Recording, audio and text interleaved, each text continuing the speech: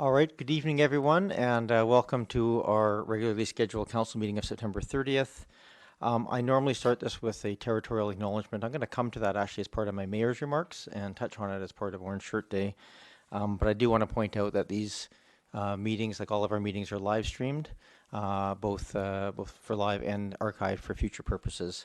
Our first item on the agenda, we have two councillors missing at the moment, but I understand that they are on their way, and our first one has arrived. There we go, perfect. And the second one has had a conflict with a necessary work meeting, and so was informed us ahead of time that Councillor Braithwaite will be running a little bit late, but will be joining us in a little bit. So I'll call the meeting to order. Welcome, everybody. Item number one on the agenda is the adoption of minutes. We have a number here. We can do them as a block, and or if somebody has anyone to pull out, we're welcome to do that. I'll move approval of the block. Okay. Second. Approval of all of the minutes. Any additions, changes, corrections? Thank you very much for all the fine minute taking. All those in favor? Opposed? Not opposed? Thank you very much. On the note of minute taking, I just also want to welcome Anya Nervo, who is joining us here for a 4-month stint. Anya's helping out in our corporate services administration area. She's got 30 years of experience, started at the age of 12, and came for the, is here to help out. We'll help out with some records management and pieces as well. So very nice to have you. You've been here for a couple of meetings, but I didn't take the time to acknowledge you in some of the longer meetings that we've had. I also want to just announce that as of today, we can announce that we have hired a new director of finance for the community, which is very good news for us. He's a gentleman, Christopher Payne, who has had a lot of experience in developing both long-term financial plans as well as asset management plans, and so in other jurisdictions. And so we're very excited to have him coming on board in the short order. Point out that we have 3 community conversations or town halls or say an informal discussion with councils coming up. The first one is this Wednesday, October 2nd. Then we also have October 23rd and November 4th. So if anybody wishes to come out and just speak to council, this is a chance for people to do so. This is an effort just to be sort of more approachable and engaged and you know, be available to people for answering questions. Next, I just want to acknowledge, I'm sure other councillors during the updates will have some stories from the Union of BC Municipalities Conference, or UBCM, that was held in Vancouver last week. Everybody from council attended. We had the week in Vancouver, meetings with provincial entities, and a lot of plenary sessions and information sessions. For my part, I just want to express my appreciation both for all of those higher levels, health authority and provincial members who are willing to meet with us and talk about issues, but also just the camaraderie and shared purpose of the mayors in the region. We've had a number of meetings together, both with us as provincial mayors, but also as a region. We met with had a number of meetings just with that were requested as a body of mayors to express our viewpoints on issues around health and other issues. So I just want to express my thanks to all the other mayors in the region who are so congenial for doing that kind of work.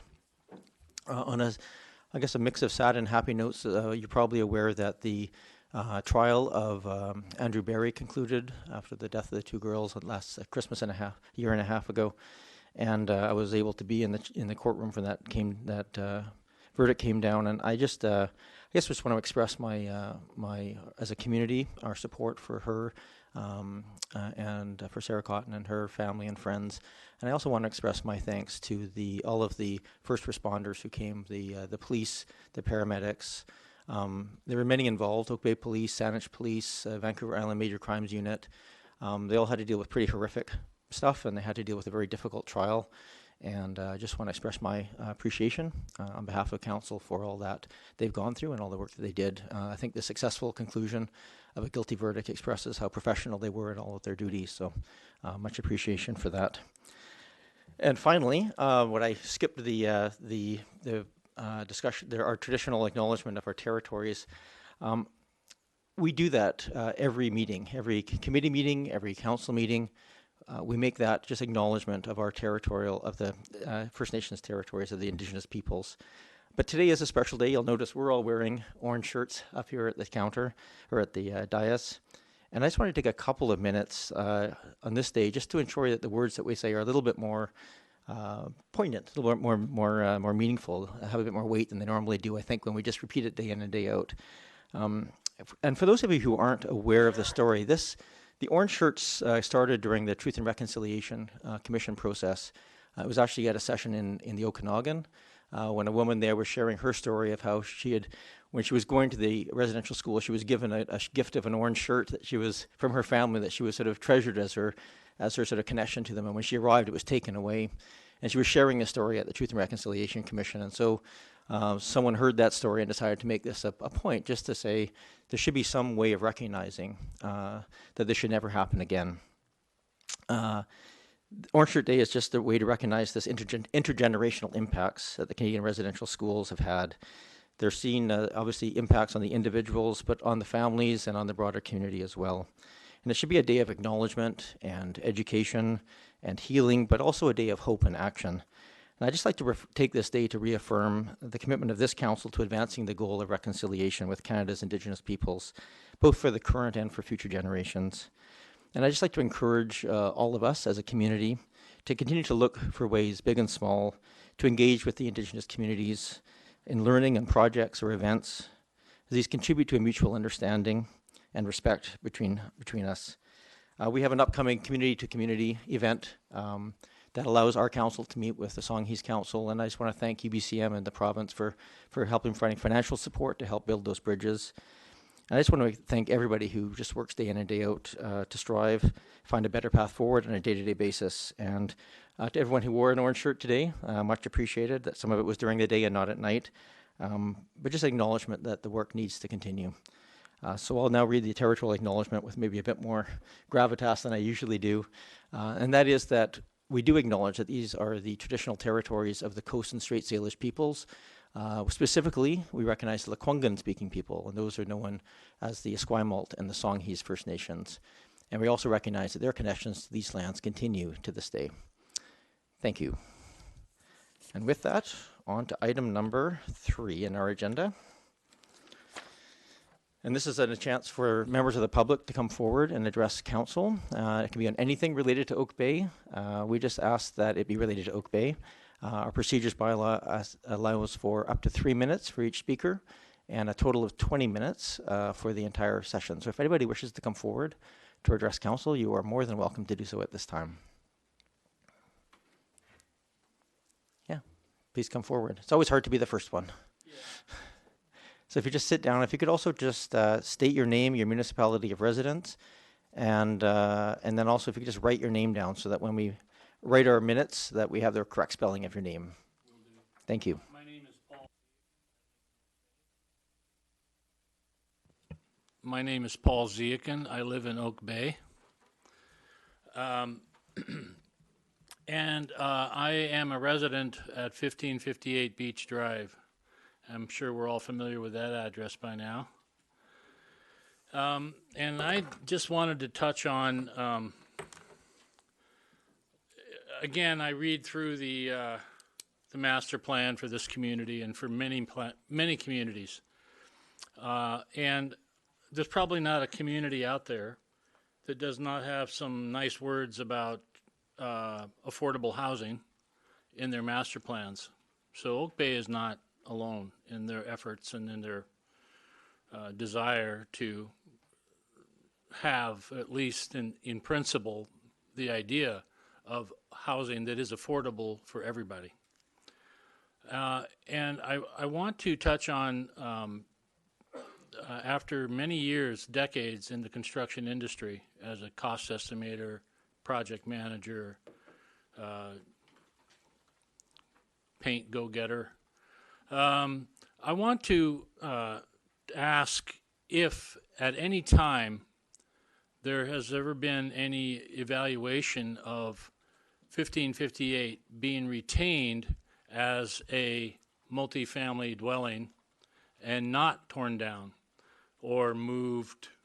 I'm saying moved in a qualified statement because I believe that is a ruse. But my point is has anybody even asked the question, does it make financial sense to maintain that building as a multifamily unit and retain it. I question whether that question has even been seriously pondered. And I think that could well be a role that a city council takes on, to ask the developer, to ask the owner, to ask the real estate mogul, or just the simple, humble homeowner, before you tear this down, we want you to seriously look at maintaining this as a multifamily dwelling. I think that could be a very positive role and a step forward for Oak Bay Community Council and for any council. Thank you. Thank you. Did you write down your name as well? Yes, I did. Okay, thank you very much, Ezekiel. Welcome.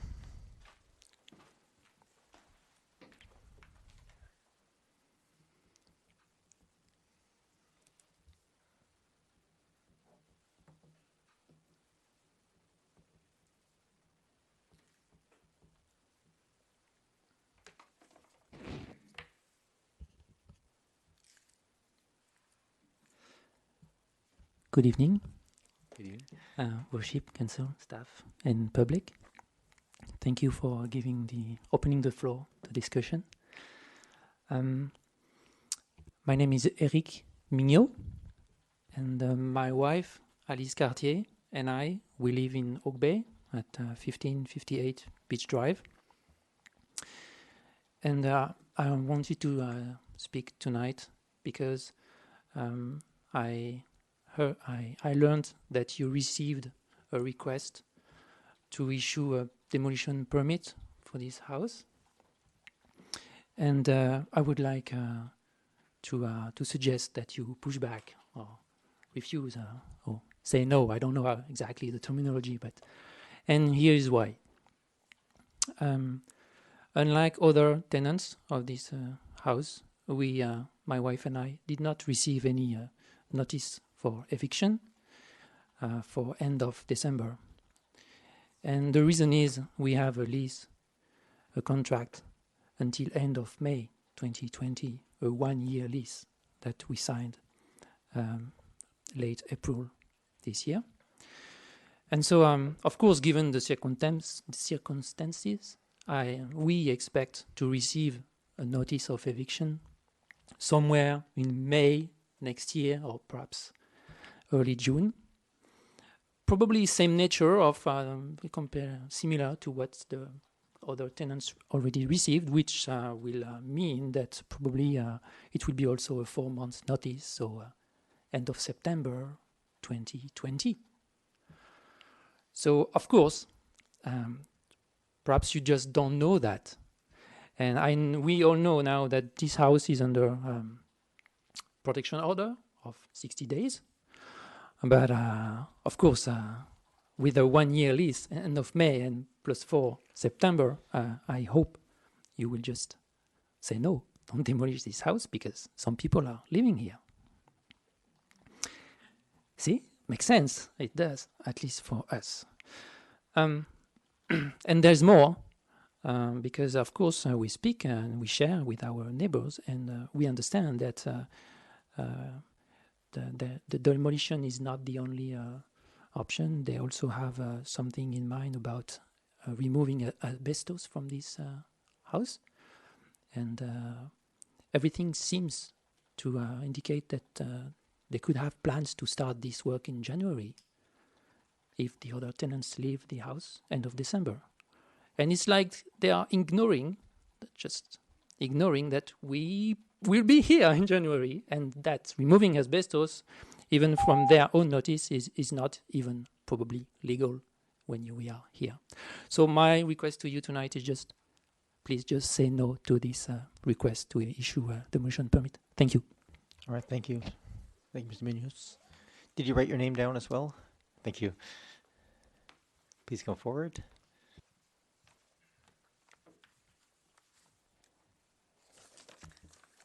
Welcome. Worship, members of council, staff. You will tonight be receiving minutes of a meeting that occurred on July 9 with the Heritage Commission. And I want to make a few observations on that meeting. I attended it, and actually I should probably state my name. Solange Meilleur, resident of Oak Bay.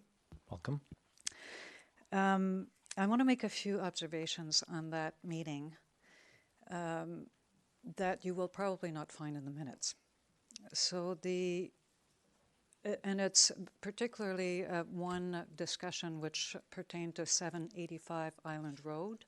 It's a heritage application that includes a subdivision. So the first observation I want to make is the applicant made several errors in his presentation to the committee. And because there's no segment for public input in those meetings, I was not able to correct those errors. They went unchecked. In his defense, the most material of these errors really wasn't his. It's due to public records from the planning department on Plumer Street, which would be the subdivision for that application. Plumer shows as a intersection to Island Road, and it's not. It's actually a cul-de-sac. So as a cul-de-sac, to me anyway, it makes a material difference as to whether a subdivision should be allowed there or not. So technically this means that the Heritage Commission made a recommendation based on information that wasn't factual. The second observation I made on that meeting was that right on the onset, and this has nothing to do with 785, but right on the onset of the meeting, a couple of members lamented that the drawings they look at for subdivisions, when they're ready to make recommendations, bear no resemblance to the building that's actually built 2 or 3 years down the road. I think staff can probably attest to that fact because I was warned about that.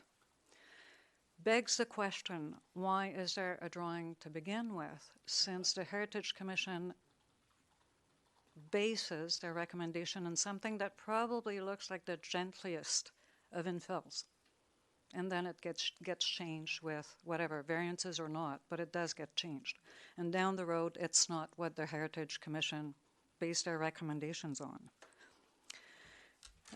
The example that they gave for this was 602 Newport, but I understand that it happens fairly frequently. I'm going to read from my notes. Ms. Mayor, that's your 3 minutes allocated, so that is your time up. We have to let other people have a chance to speak. Okay. But if for this and other items, if you do have concerns, you are welcome to write us. You just write obcouncil@oakbay.ca, and we will receive those communications. And I also want to just assure you as you walk away that the recommendations from the Heritage Commission, if you do raise those, we have the ability, that's not an approval of the process that comes to this table, and this is the place for public input, so you have a chance to provide that as well. Thank you. Anybody else wish to come forward? Okay. I almost called it.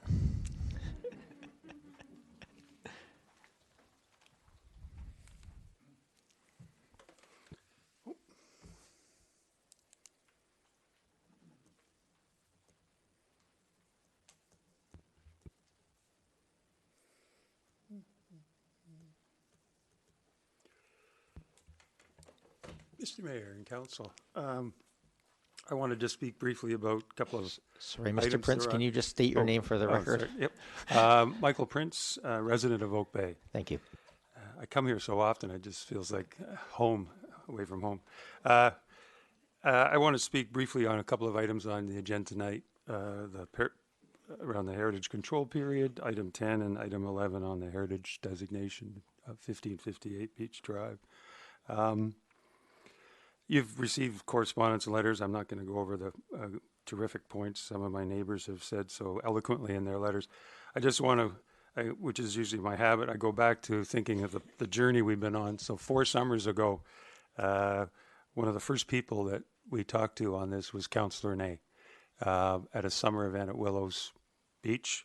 And I wanted to say, wanted to thank her for her positive response right from the get-go. HCAs were a whole new idea in Oak Bay.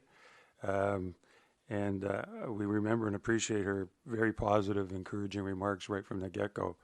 And from that, over the subsequent 3 summers, we have had terrific support and interest from yourself, Mayor, and other councillors, both on the previous council and on the current council. So we appreciate as well the recommendations and directions to staff you gave at your special meeting on September the 12th, and that's why we're here again tonight to see the reports. And we also want to acknowledge the good work of staff in recent months on helping to move along towards some positive options and outcomes on the preservation of heritage values and heritage resources in what's called the prospect, the proposed heritage conservation area, the first one.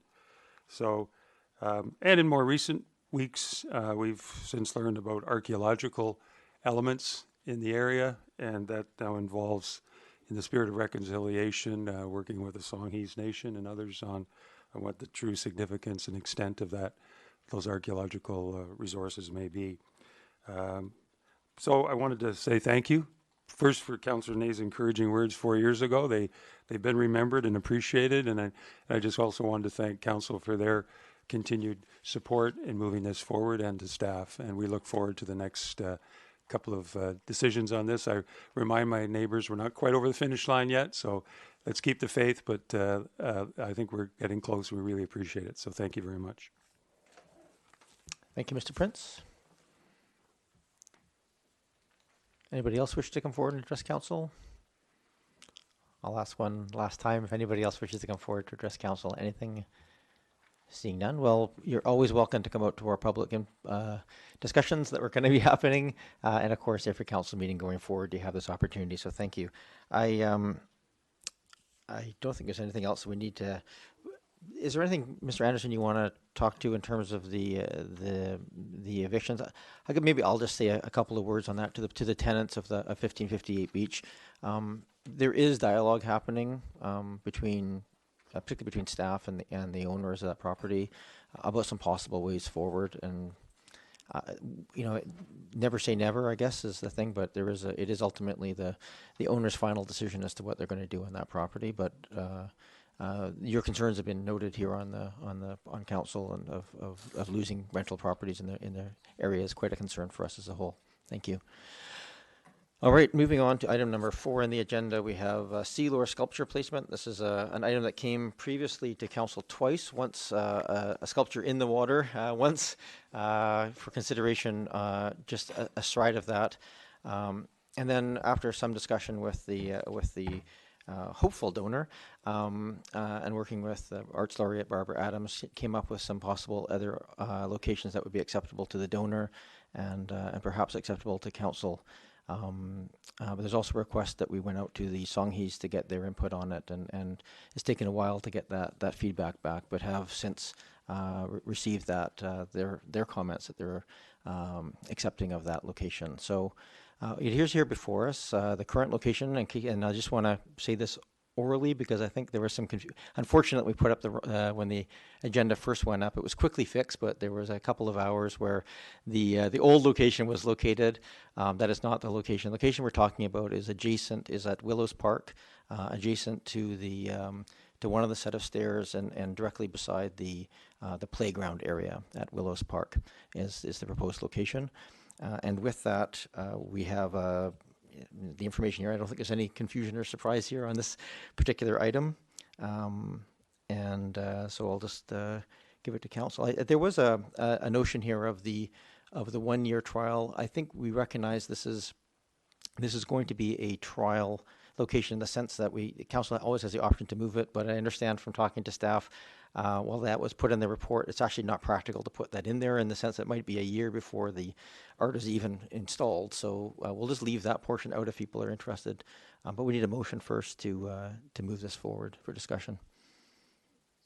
Mr. Mayor, can I just ask a point of clarification? So, absolutely. On the point you last spoke to about the time frame of the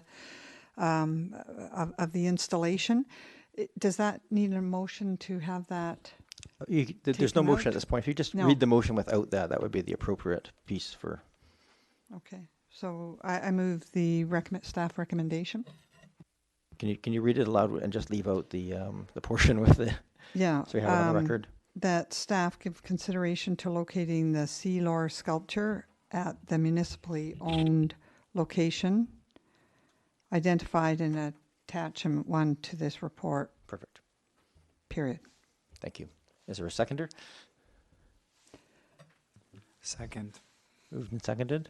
If this is going to be a close vote, I might defer this until Councillor Braithwaite is here as well, just so we have all voices at the table.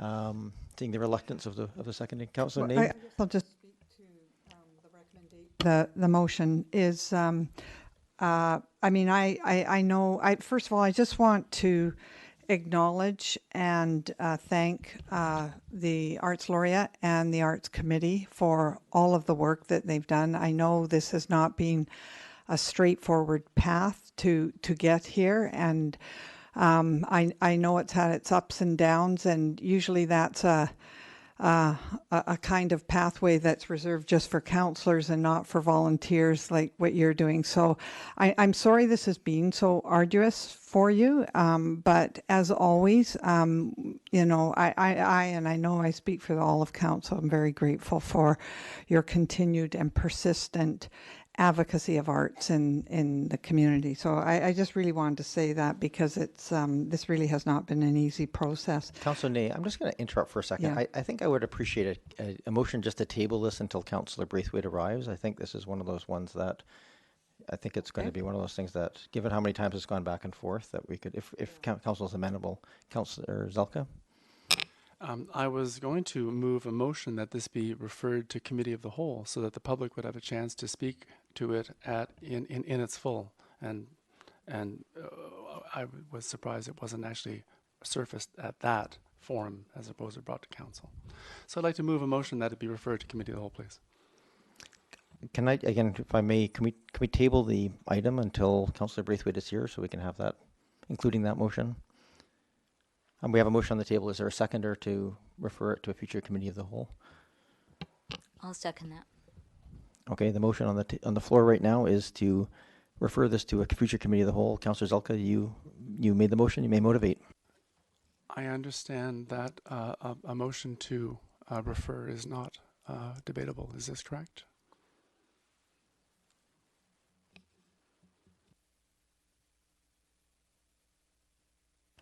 Yes, as long as it's moved and seconded and voted on by the majority. Okay, you may be correct on that one. A motion to refer then to, yes, it would be a motion to refer. All right, so without debate then, is there a majority who wish to see it referred to future committee of the whole? All those in favor? 3 in favor. All those opposed? 3 opposed, so we'll have it here. Is someone interested in making a motion just to table this until Councillor Braithwaite arrives? I'll move to table until Councillor Braithwaite arrives. Second. Is there any discussion? I think motions to table are also, okay. So I'll call the question. All those in favor? Opposed? Councillor Zelka opposed. So it will be tabled until Councillor Braithwaite arrives, or such time as we have to deal with it if she doesn't arrive. So we'll just put that one on hold. Item number 5, tree protection bylaw. Application for reconsideration of refusal, 2861 Cadboro Bay Road. And I'm just going to ask Mr. Hidley to do a quick overview. We have the piece in front of us, but for those who aren't familiar with these requests for reconsiderations, perhaps you can give a quick overview of the situation as well as the rules that govern us. Sure. Thank you, Mayor Murdoch. We're dealing with 2 large coniferous evergreen trees, a deodar cedar and a pine. Both trees are widely grown as ornamentals. Both have very good drought tolerance and heat tolerance. Both can also be very messy due to needle drop, and both can be somewhat prone to branch failure in wind due to their very quick growth habit. But overall, the trees appear healthy. The resident has requested the removal of both trees due to past branch failure and to the lifting of the patio stones along his pathway, the entrance to the house, and also of a concern that one of the major structural roots of the tree is approaching the house foundation and could cause some damage to the actual foundation of the house. I'll also mention that over the last few years, there has been changes to the surrounding site with the failure of an incense cedar on the adjacent property, a elm that died, and also a removal of an unprotected deodar cedar on the resident's property. We looked at the tree protection bylaw, at the various clauses that would allow us to give this to some consideration, essentially 6.3, which is eliminate a situation where a water line, sewer pipe is being chronically blocked or damaged. 6.11, which would be the closest, which we prevent foreseeable damage to a building or significant structure from a limb, trunk, or stem failure. Pressure or penetrating root from tree growth above and below ground. And 6.1, which would be eliminate a hazard caused by a tree or part thereof which is dead, diseased, dying, severely damaged, unstable, or severely leaning. So we couldn't really find anything that would allow us to move forward with a clear and concise approval for removal of these two trees on the applicant's property. Thank you, Mr. Hidley. And we have, I assume, the applicant here at the front table, not just a random person showing up to talk. I may just let council ask questions of Mr. Hidley before we get to you, if you don't mind. Is there any questions of council of Mr. Hidley? Seeing none. Councillor Ney. Thank you very much, through you, Chair, to Mr. Hidley. I guess my question is, you provide us with the provisions that do not give cause for removal of the tree, and that's very clear here.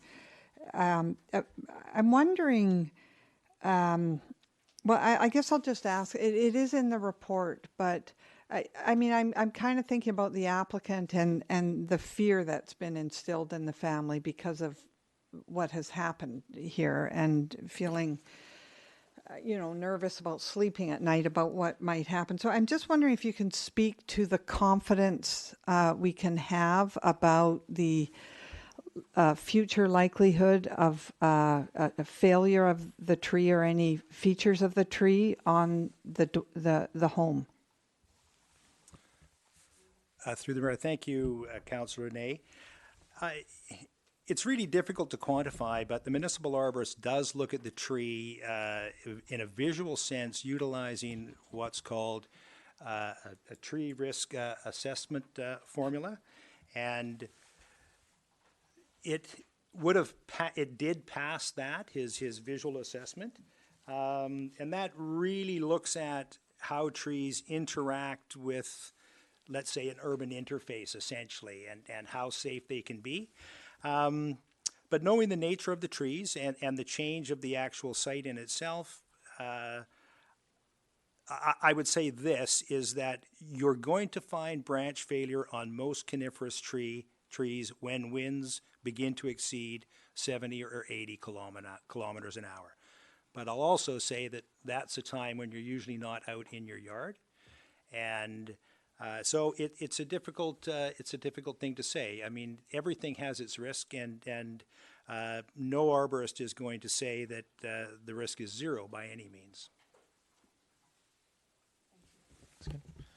I just had one quick question for Mr. Hidley, and that is of the two trees. I'm familiar with both, but the Austrian pine, it's a multi-stemmed Austrian pine. I know that they're often prone to failure of the main stems because they rot between the two branches. Has that inspection looked at that and assessed the risk of that? Because I would think that would be the only kind of catastrophic risk possible here on that site.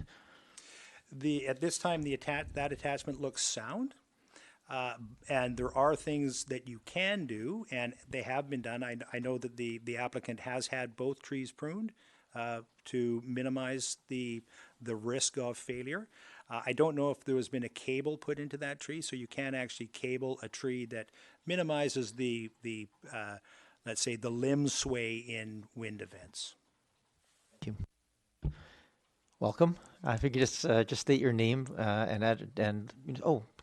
sorry, a couple more questions of council. Councillor Patterson and Councillor Zelka. Thank you, Mayor. And this is to Mr. Hidley. Your report talks about the route under the patio and the footpath, and that it could be pruned closer to the foundation of the house.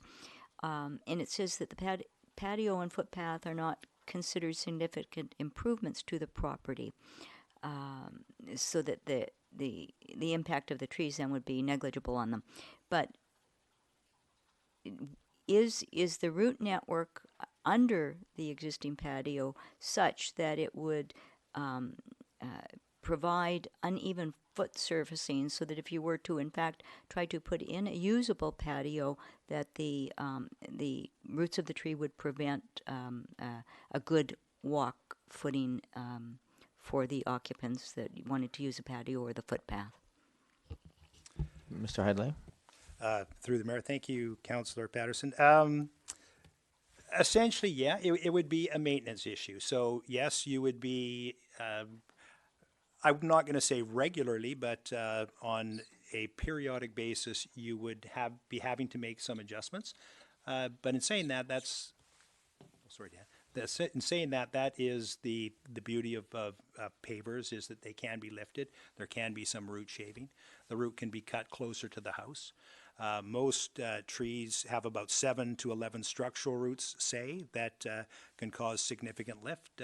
Some can do without one root per se, depending. So it's really a maintenance issue that you'd have to undertake. Thank you, Mr. Hidley. Councillor Zelka, you had a question? Yes, thank you, Chair. Question through you to staff. Thank you so much for the arborist report. It's very, very clear, and it appears that the wind load changed on the tree from the report, and that may have contributed to the failure of the branch that fell in the past. Just wanted to ask a question. The trees in question, are they, in your opinion, healthy and stable? Through the mayor, thank you, Councillor Zelka. Yes, in my opinion, they are. Are there other questions? Councillor Green? Yes, thank you. Through you, Mayor, to the applicant. Would you be replacing these trees? What are your plans for tree replacement? If we're going to go to the applicant, I'm going to welcome him and introduce him and let him speak, and then we'll go there. Okay. So I want to just do that. I thought we'd go to the staff first. So with that, I will go welcome the applicant, and if you can just give your name for the record, that would be appreciated. Sure. My name is Ashton Scordo. I live at 2861 Cadboro Bay Road with my wife, Janine Scordo, who couldn't be here tonight, and my 2 children, Teo, who's 2.5 years old, and we have a newborn who's 3 months. So hopefully they're actually asleep right now. I appreciate the council's time, and honestly, I didn't expect such lively debate around this type of topic or this type of issue. In front of you, I'm sure you probably have the photo of the significant branch failure. That was when it really came on our radar how much risk these trees pose to myself, to my wife, and to our 2 children who play in the yard all the time. That branch failed on our patio, and that patio is something that we use frequently and all the time.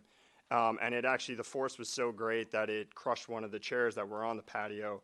And if that was myself or that was my toddler, they would have been dead on impact, 100%, period, stop. With that type of, with the area that it hit, understandably, and I just want to acknowledge, Chris and his team have been fantastic throughout this process. They probably come to my property 4 or 5 times, and they've been absolutely professional in their demeanor and fantastic. If that tree or if that branch had, it hit at that specific moment during a windstorm, I've actually been out on that patio during a windstorm numerous times, running out to put covers on my patio furniture or onto the barbecue because I'm prone to forget those types of things.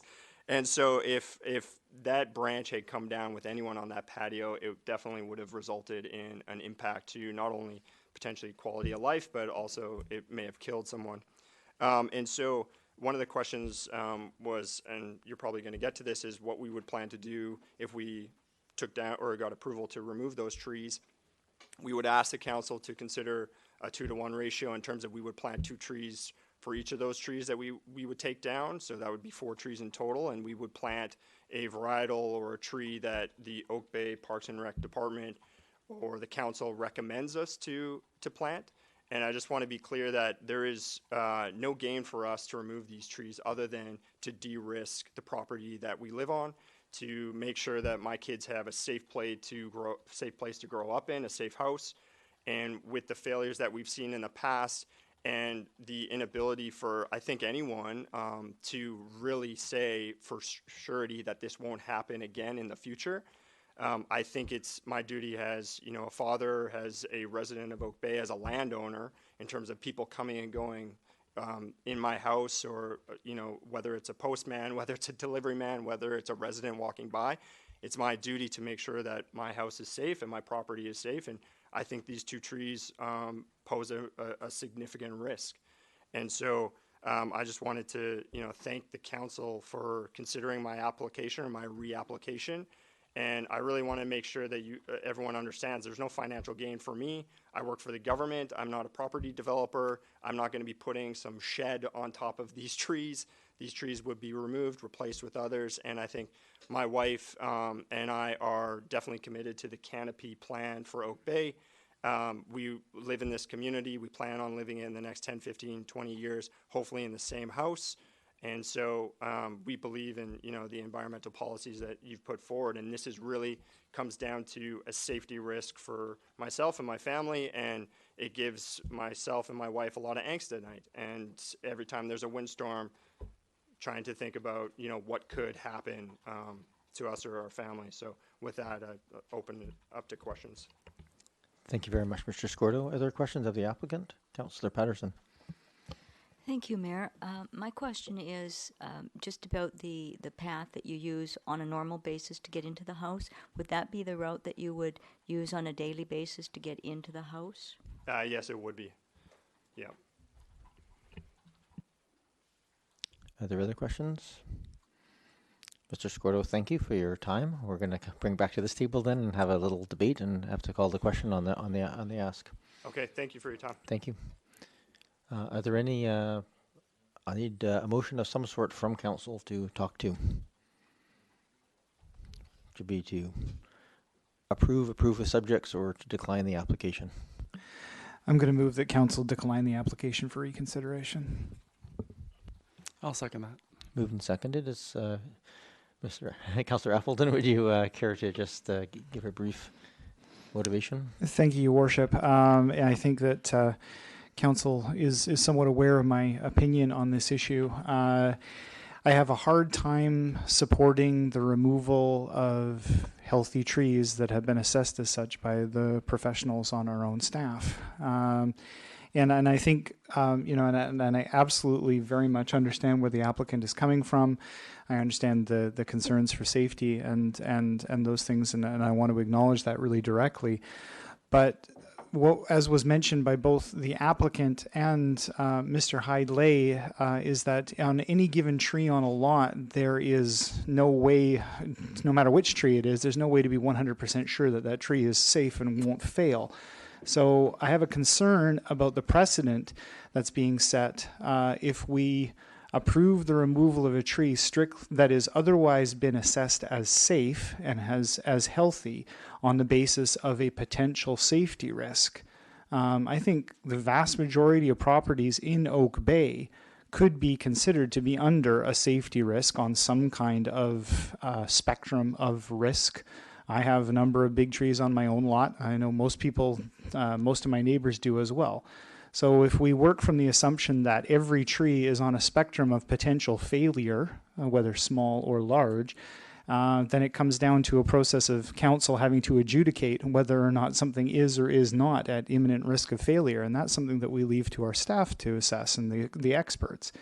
So I don't see what the rationale is for reconsideration in this case, other than our, as a council, opinion as to whether or not the risk is justifiable or not. And really we have to go with staff's opinion and professional feedback on that.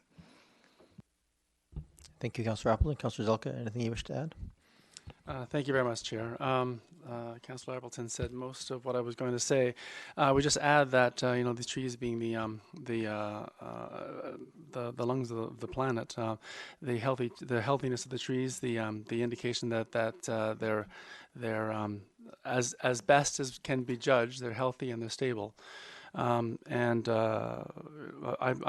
at the same time, I can understand the concern that when anything happens, if it's any kind of an accident, any kind of something that's unforeseen or unexpected, can raise some concerns in the minds of the public. But I do know that with respect to what we're trying to do with our tree protection bylaws and some of the things that will be coming forward, where we want to actually move forward with more trees, not only on private lands, public lands, but also especially on private lands.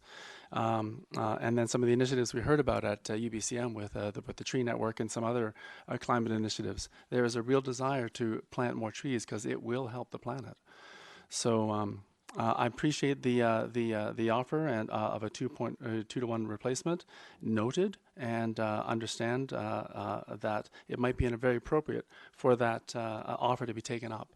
But it sounds like now that while the trees are healthy, this is not the right time. Thank you. Thank you, Councillor Zelka. Any other discussion?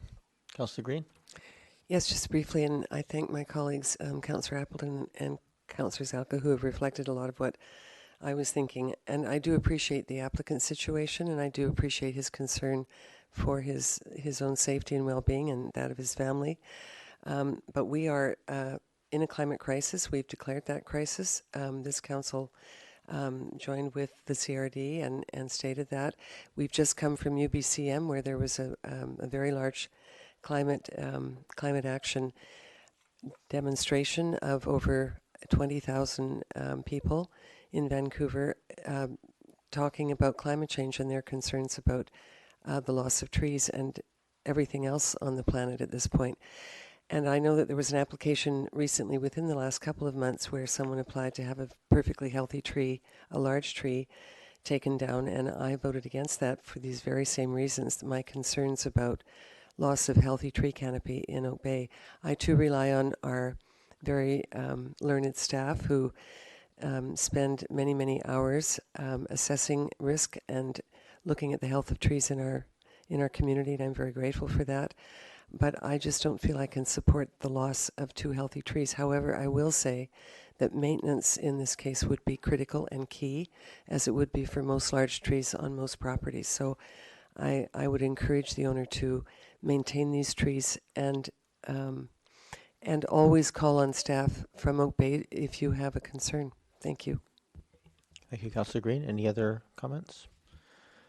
I'm not seeing any. That we have a motion on the table. I'll add my 2 cents in here before I call the question. I think that the points raised by Councillor Appleton are extraordinarily valid. I think that the difficulty we have is that safety should always trump other issues, but we do rely on staff in these situations to give us an indication of where that is. And it is a spectrum, and I don't imagine this will be much consolation to the applicant on this case, although I would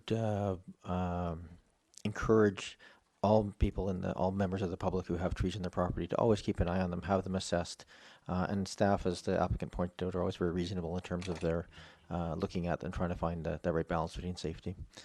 All right, seeing no further comments, I will call the question. The motion at this point is to decline. All those in favor of that motion? Opposed? None opposed. Mr. Scordo, the application has failed, but again, please keep an eye on those trees, and if they do seem to be causing a problem, bring them forward. And I very much appreciate the offer of increasing the tree canopy as part of that application. Thank you. Moving on to item number 6, we have Section 57 notice at 1026 Roslyn, and I believe Councillor Green, you wanted to recuse yourself? Yes, I'm going to have to recuse myself from this item. The person is my neighbor, and I provided advice to him earlier in this process. Thank you. Okay, thank you, Councillor Green. We'll wait for you to leave.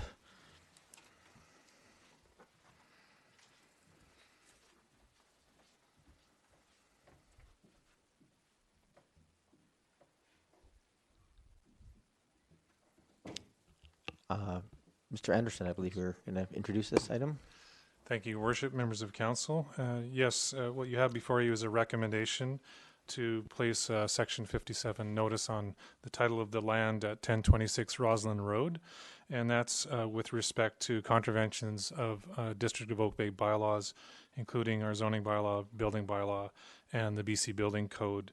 And the contravention relates to the building of a shed on the property, and the shed being located within the side yard setback, and also being too near to the home, and also blocking the access to a covered parking space on the property.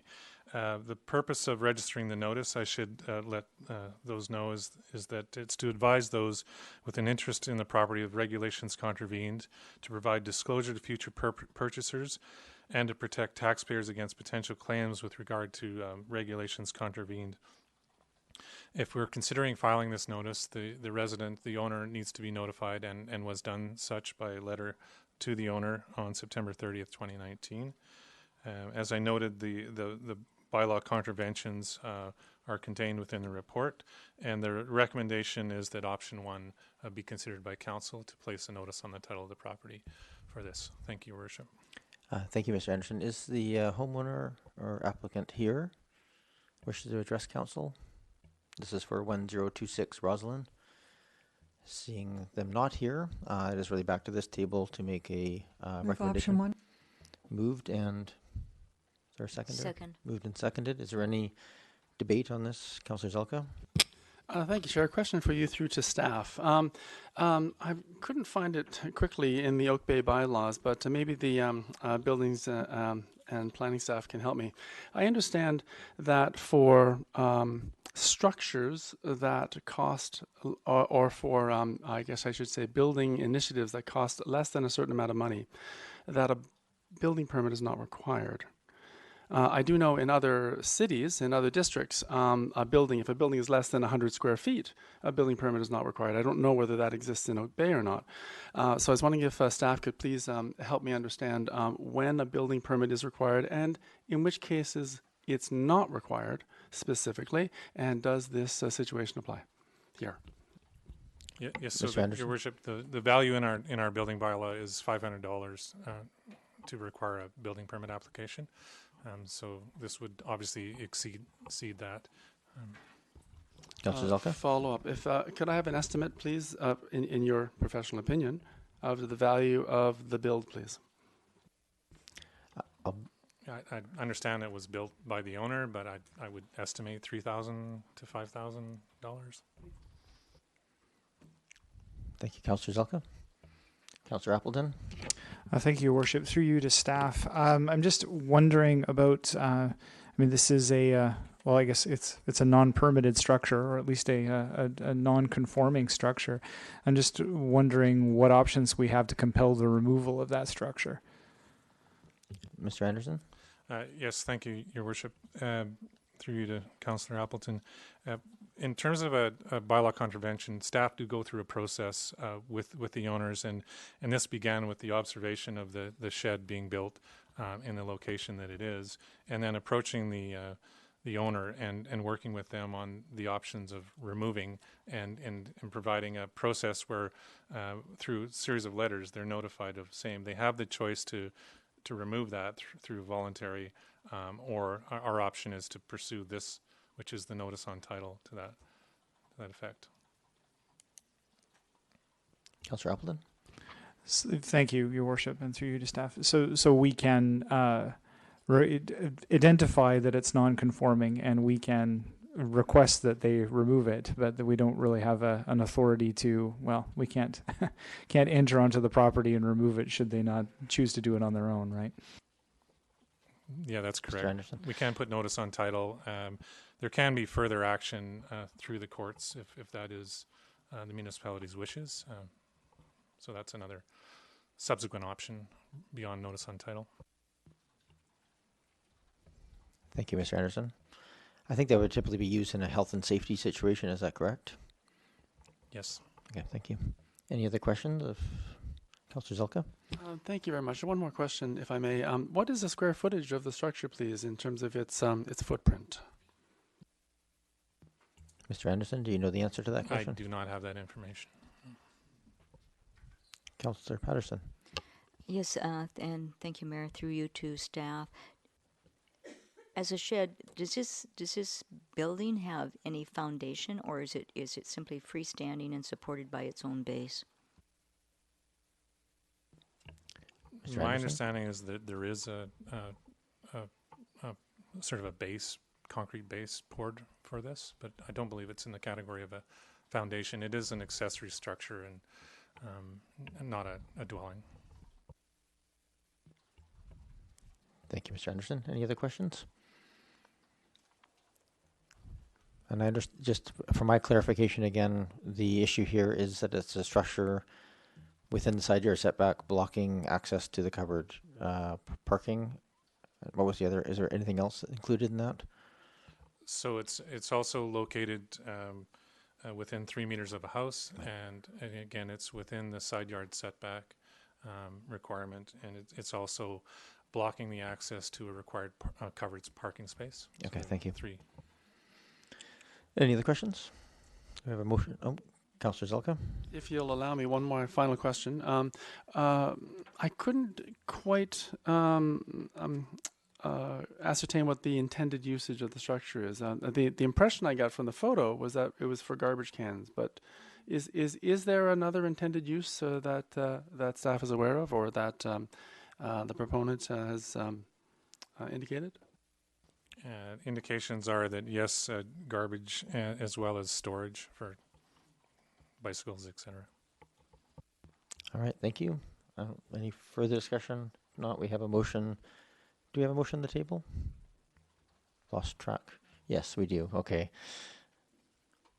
So motion option number 1, which is to apply the section 57 order, and no further discussion. All those in favor? Opposed? Councillor Zelka opposed. Okay, thank you. Item number, can someone just knock on the door and ask Councillor Green to come back in? It'd be a bit embarrassing if I carried on the rest of the meeting without her in the room. Welcome back, Councillor Green. I'm going to do item number 7 just to let Councillor Braithwaite come today. When Councillor Braithwaite, we tabled item number 5, the citing of the seal oil item until you returned. So we're on to item number 7 right now, and we'll come back to item number 5. Item number 4, sorry. So we have item number 7, tender award, traffic signal upgrades, and I believe Director of Engineering, Mr. Haran, is here to explain this item. Yes, thank you, Your Worship. As part of this year's transportation safety program, we're aiming to upgrade the traffic signals at Oak Bay Avenue and Foul Bay Road. Staff identified this as a high-priority safety-related upgrade, so it involves new poles, signal heads, pedestrian signals, uninterrupted power supplies, and so on, related to the 3 corners of that intersection. ICBC is aiming to support us in the cost-sharing program for the road improvement program, so $76,000 contribution to help. The tender process produced 2 qualified bidders, and staff used a number of factors to evaluate the tender submissions, including contract price, installation time frame, references, and contract comparable work experience. So based on these factors, we recommend contract award to Raylec Power LP. Thank you. Thank you, Mr. Haran. Are there questions of Mr. Haran at this time? I'm not seeing any. Councillor Appleton? No. Oh, and then Zelka? Thank you, Your Worship. Through you to staff. I was wondering whether I could request of staff that just given the difference in the price of the value of the tenders, and with absolute respect and total understanding of the staff's review of the process, but I'm just wondering whether there could be a little bit more information provided just on sort of some of the details that led to this the higher price bid being selected. Thank you, Councillor Appleton. Mr. Haran. Through you, Chair, yes. So part of the tender submissions includes contract comparable work experience. So, and this happens with all of our tenders and proposals for different type of contracted work. So what we do is we look at the examples that the bidders provide, and try to assess the scope and complexity of the projects that they've already completed, and see how that compares with what we're asking them to do. And so if a company or a contractor has experience doing something as complicated or as complex as what we're asking, then that tends to be, an apples to apples comparison in terms of complexity. And then we do reference checks as well. So we reach out to, particularly to municipalities that have used the contractors, and say, how was your experience working with these contractors? And the reference checks in this case were excellent for both. Where the big differences are in terms of risk assessment is in contract comparable work experience. Thank you, Mr. Haran. Councillor Zelka. Thank you, Chair. I was going to move the staff recommendation to approve Raylick Power LP. Second. Any other discussion?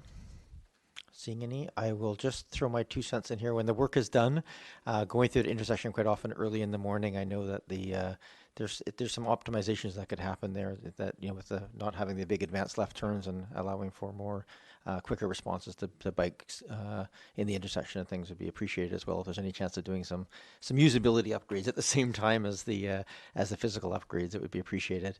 We can talk about that offline, however. Seeing no further discussion, I will call the question. All those in favor? Opposed? None opposed. Thank you very much. And with that, we're going to turn back the clock to the tabled item number 4, and welcome Councillor Braithwaite, just to throw you into the mix. We have a motion on the moved and seconded by Councillor Ney to move the installation of, or that piece as a, I don't have it in my notes here for some reason. I guess I grabbed the wrong copy. However, without the specific time frame, given that was a difficult one to measure, since we probably aren't going to have that piece in place for probably close to a year or so. The review would come at some future time. So that's what's on the table right now. Sorry, could you repeat that motion? Sure. Could you read aloud, Councillor Ney, once again? So that council give consideration to locating the sea lore sculpture at the municipally owned location identified in attachment 1 to this report.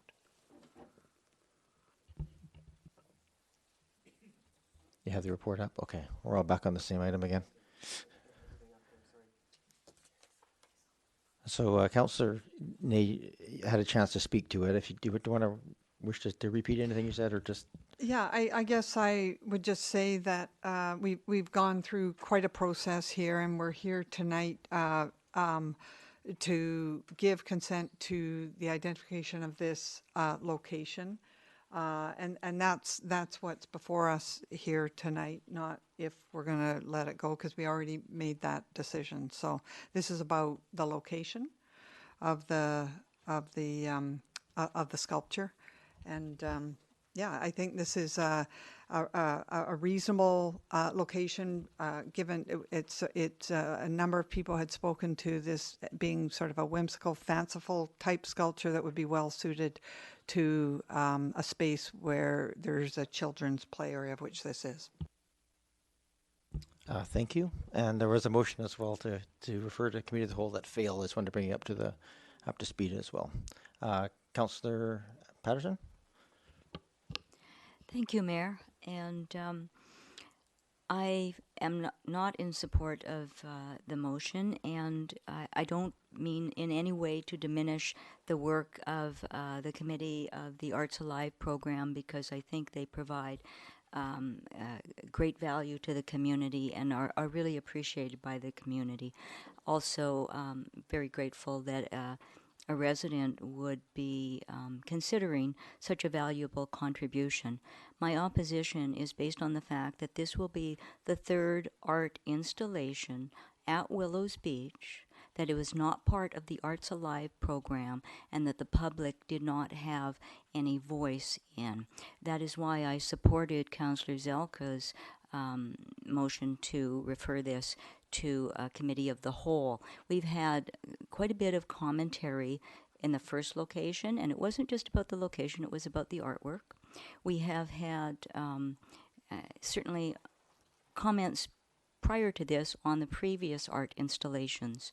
And this being the third one that is being installed outside of the Arts Alive program, and we still don't have the policy to deal with art that is considered as a contribution outside of that program, I feel that I have to speak in opposition of it.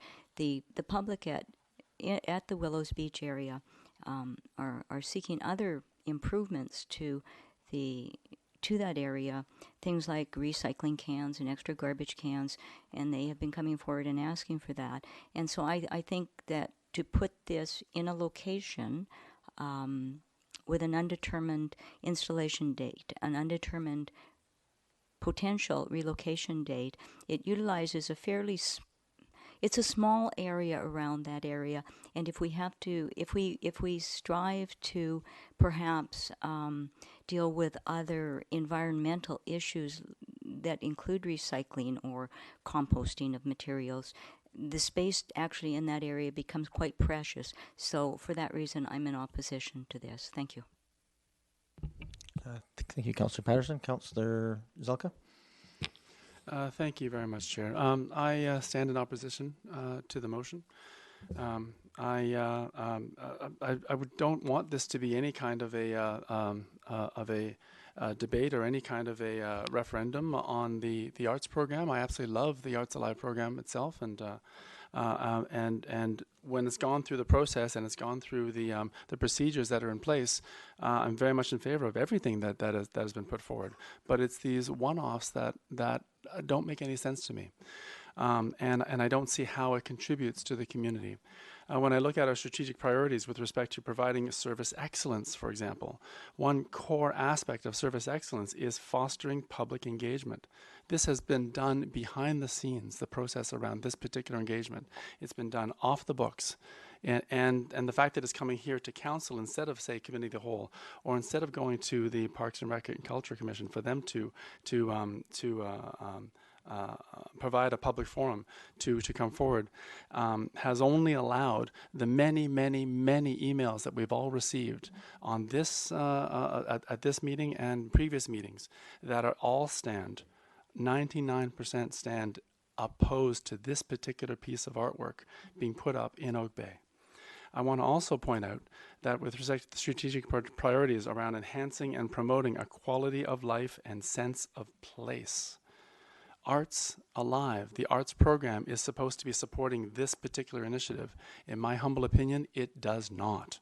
I do not understand where this piece of artwork is coming from. I do not understand how it ties in with today's understanding of the First Nations. I do not understand how it ties in with any of the stories or aspects that I understand around the history of Oak Bay. This does not contribute, I believe, to a sense of place in this community. And some aspects of it have been referred to as colonialism. That concerns me today, especially as I wear this orange shirt. I will absolutely be standing and voting against. I will be voting against. I won't stand up, but I will vote against this particular initiative because I don't feel it's the right time for a piece of artwork like this to be in such a prominent place. I don't also understand the process that was done behind how the letter came in from the First Nations, and I would hope that maybe before we have a vote, some public indication of how that process was done. I understand it was a First Nations process with respect to the Songhees. I'd be interested in hearing what the Esquimalt folks also have to say with respect to this piece of artwork. That matters to me. So for those two reasons and for a lot of others, I will be voting against this. Thank you.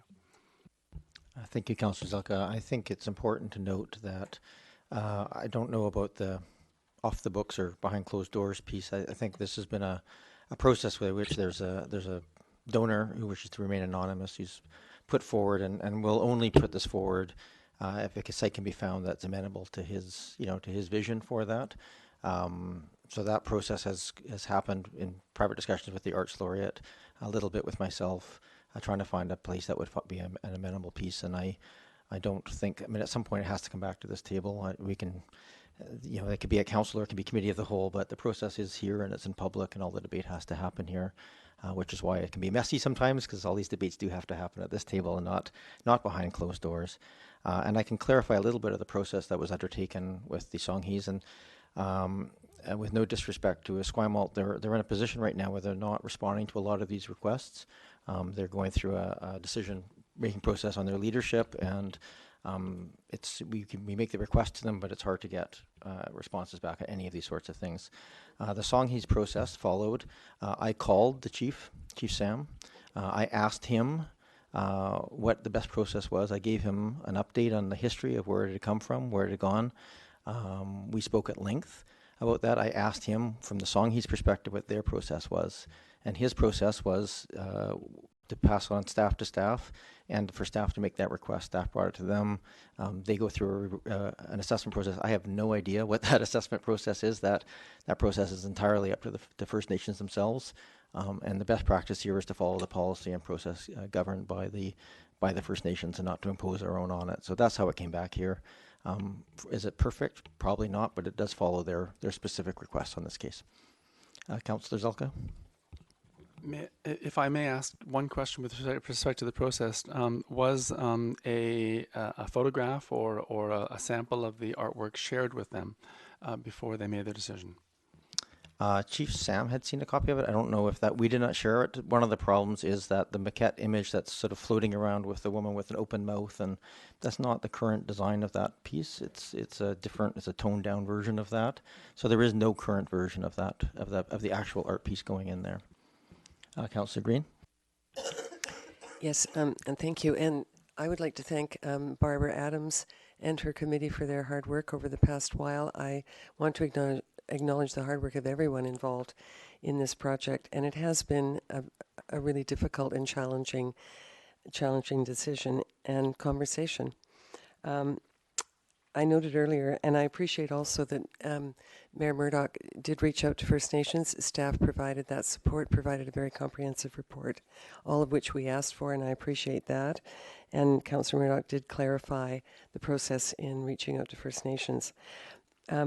My concern, we had said that we wanted this to be acceptable to Council, to the donor, and to First Nations, but the only missing element in that is the community at large. And so that is why I supported the motion that failed to move this back to Committee of the Whole, so that the public had an opportunity to weigh in.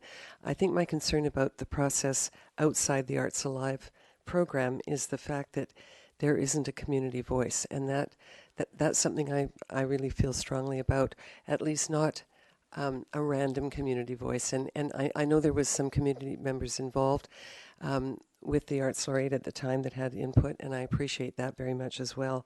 But the wider, broader community has not perhaps had that opportunity. And so my concern is about the decision-making process prior to coming to the community and coming to Council. And then finally, my concern is that we still haven't seen the final piece of artwork, and it's very difficult to make a decision on something that we actually haven't seen in terms of its final version. And I am sensitive to the fact that we are, all of us in the CRD, engaged in relationships with First Nations around truth and reconciliation, and I would feel very badly if this was erected on the waterfront, and the waterfront is the issue, I think, if it was erected there and then sometime later it was viewed by First Nations as not in keeping with what their vision was for that area. So it's the sensitivity about the issue, and also our ability to be able to devise a process that deals with private donation, and we haven't gotten there yet, is my understanding. So I'm unable to support this location at this time. It's not that I don't support the artwork, it's that I just can't support the location on the waterfront. Any other location away from the waterfront would be advisable, I think. Thank you. Thank you, Councillor Green. Anyone else wish to speak? I'll take first-time speakers. Anybody? Councillor Grenay?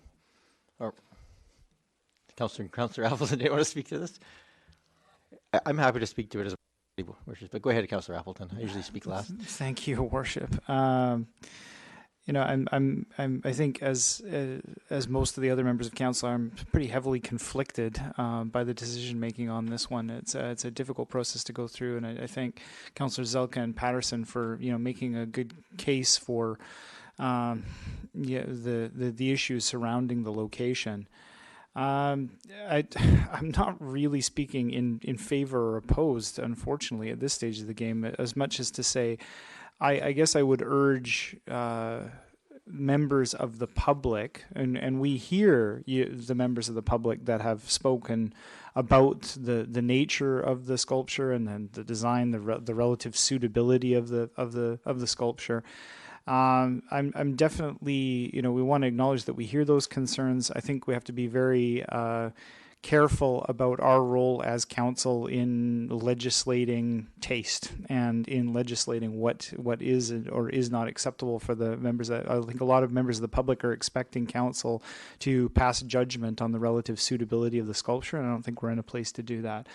I do still have some fairly significant reservations about the siting, and as I've stated before on this particular topic, the lack, and as has been said by other councillors, the lack of an ongoing policy that governs location of privately donated artwork continues to be an issue. So I don't really know how to proceed forward with this one-off situation without that policy in place. And so I guess I will take a little bit of that on myself in that being aware of that situation. I haven't necessarily brought something to myself to the council table advocating heavily for a policy of that regard and getting that put in place. So I'll own that myself. But I think that remains the sticking point as far as I'm concerned. Thank you, Councillor Appleton. Councillor Braithwaite, do you want to speak to this? Sure. Thank you for waiting for me for this. This is a really tough one. I would agree with all the comments that I've heard around the table. It's something that, having a gift like this from someone for our municipality is a wonderful thing. How I would agree with my fellow councillors that the process so far that we've undertaken for this perhaps hasn't been the best in that I don't believe we've had it off the books per se, but what I would like to see is my opinion is that if we waited another 2 weeks, if we allowed public input at a committee of the whole, and then had this come back to council the next week after that, we've waited this long to come to a decision on this piece of artwork. Why could we not wait for another 2 weeks? Would be my suggestion, because I would like to hear more so of what the public has to say. If the public comes clearly that this is not a piece of art that they want to see on our waterfront, then I think that we should heed that. I agree with Councillor Appleton. We shouldn't judge that piece of artwork on what our own personal feelings might be. We should be listening to what other people are saying. So I wish I would have been here when the vote was to put it to committee of the whole, because I probably would have supported that to go to committee of the whole so that we could hear a little bit more from the public. But then on the other hand, I sit there and I say, well, is that going to make any difference? Is that going to make any difference to what I'm hearing people saying around this table, that they wouldn't be able to support this in whatever position it was in if it was located around the shoreline? So it's a difficult one, but I do think that the way we've always worked things before is that we would get as much public input as possible. I think, again, to reiterate, that to wait another 2 weeks to be able to make a decision after we get more public input would to me be a smart thing to do. Thank you, Councillor Braithwaite. And I just would point out that Council may make that motion again to refer. Now that you're here, I think that's not unreasonable to do that, but I'll just speak to the item before we have any other motions made or go to second speakers. And I think one of my concerns that I had when this first came through was it came in a sort of a weird staged, are we okay maybe with an island being used, then are you okay with this piece of art, but that never came. I think the important piece is, and I guess I would reiterate that having a policy on locating of donated pieces of art, much like we do for donated benches or donated trees, makes a lot of sense. And I think a lesson learned from this, we should probably refer that to the Public Art Committee to come forward with the policy. Maybe we come up with a list of possible sites where art can come forward and be located. I do think we should decide. I think that there is a, I mean, this body is, we're elected to make decisions, hard or easy, they're not easy very often. But I also recognize that it's a rare, if we look at the public art that we have so far, it's been sort of uniformly in that sort of $10,000 to $20,000 range that we've been able to buy. And as we go, as we consider different works of art, having the opportunity, just having the offer of a gift of a value in the neighborhood of $40,000 for a piece of art is something that I don't want to pass by on lightly, I guess is the bottom line. I don't want to tie it to first of all, the donor is not willing to give the donation without a location applied to it. But he does recognize that ultimately, once it's donated, it belongs to the municipality and we can do with it as we see fit. Those two things, I think this may well be a suitable location for it. It may well sit there and work really well.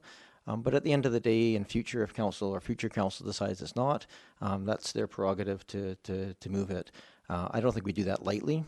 It's a heavy piece of art. It can't be done lightly. But I think on the balance of things that we can't get the piece of art unless it's attached to something that has a view of the water. I think the piece of art in and of itself has value. Whether it's the right location or not, I think is ours to decide over time. But I'm loath to pass up the opportunity for such a piece of art to be donated and used and at whatever location in the future of this community. But certainly I think in the short term it's a reasonable balance, especially given the feedback given back by the Songhees and by the general feeling I've heard around this table that the art itself is perhaps, it's not in my particular taste, but I also recognize it's probably quite attractive to children and to that sense of whimsy down by the water in that playful area. So I'm inclined to support the application. This is not about my particular taste of the art. It could be. I don't think that's my job. I think I appreciate Councillor Appleton pointing that out. But it's nice to have the piece of art in front, or at least an understanding of a general sense of it when approving this site. So there's where I'm standing on the piece right now. I think on the balance of things, I'd rather see the art come into our community and then have the choice in future times to decide how best to use it. But I do think that the site proposed, frankly, is a pretty reasonable balance of the pieces. I actually had Councillor Ney and then Councillor Zelka. Thank you, Mr. Mayor. So, just a couple of follow-up comments. And I do appreciate the comment expressed by my council colleagues around concerns around process, but I would like to speak to that. One is, I don't see that this is at all outside of process that we have in place. So for one thing, we have an arts policy that does speak to donations, and this is a donation. And the arts policy also that we've developed says that donations will be located on municipal lands, of which this is. And then further to process, our process is that in the past with public pieces of artwork, we defer to the committee to represent the community. And that's how our decisions have always been made about the placement of pieces of public art, is we defer to the committee, and that's what's happened here. The donation was made, the committee conferred and made a recommendation back to the council. And at one point we agreed on this location, and now we're disagreeing again for various reasons. I appreciate that. But my point really here is that there is process, and as far as I can see, we followed the process we have in place. And now we're starting to make up policy on the fly that we don't like what we've got, and we're wanting to do another kind of process. And that does concern me. And I'm not saying that the policy in terms of process is perfect. Maybe it's not. But that is what we have, and that is what we've used in the past, and that's what we've used in this instance here. That's how I see it. I appreciate the Mayor's comments about the way that the First Nation consultation has occurred, and I'm satisfied that The Songhees has been adequately informed as in and is in agreement with this. And yeah, I don't agree with statements that this is being done behind closed doors. I just want to reiterate, I think we have followed the process that we have agreed on, that we have done in the past, and that was done here. Councillor Zelka. Thank you, Chair. I have to be careful with my words. At no point in a public open meeting have I ever voted in favor of this location, regardless of what Councillor Ney indicated in her last, in what she said. I'm not quite sure what meeting she was referring to, but it was not in open council, open meeting assembled. So I just wanted that very clear and on the record. I do appreciate that there's some concerns about this piece of artwork, and I do appreciate that some decisions may or may not have been made away from public meeting as an open council assembled. But I appreciate Councillor Braithwaite indicating that she may be in favor of a referral to Committee of the Whole. So I'd like to ask through you to staff, is it appropriate to ask for a reconsideration, or should we simply make a new motion to refer to Committee of the Whole?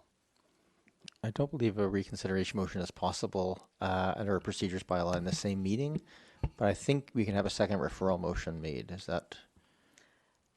We're really testing you. This is far more procedural requirements than we normally have at our meeting. I'm just saying that for the record.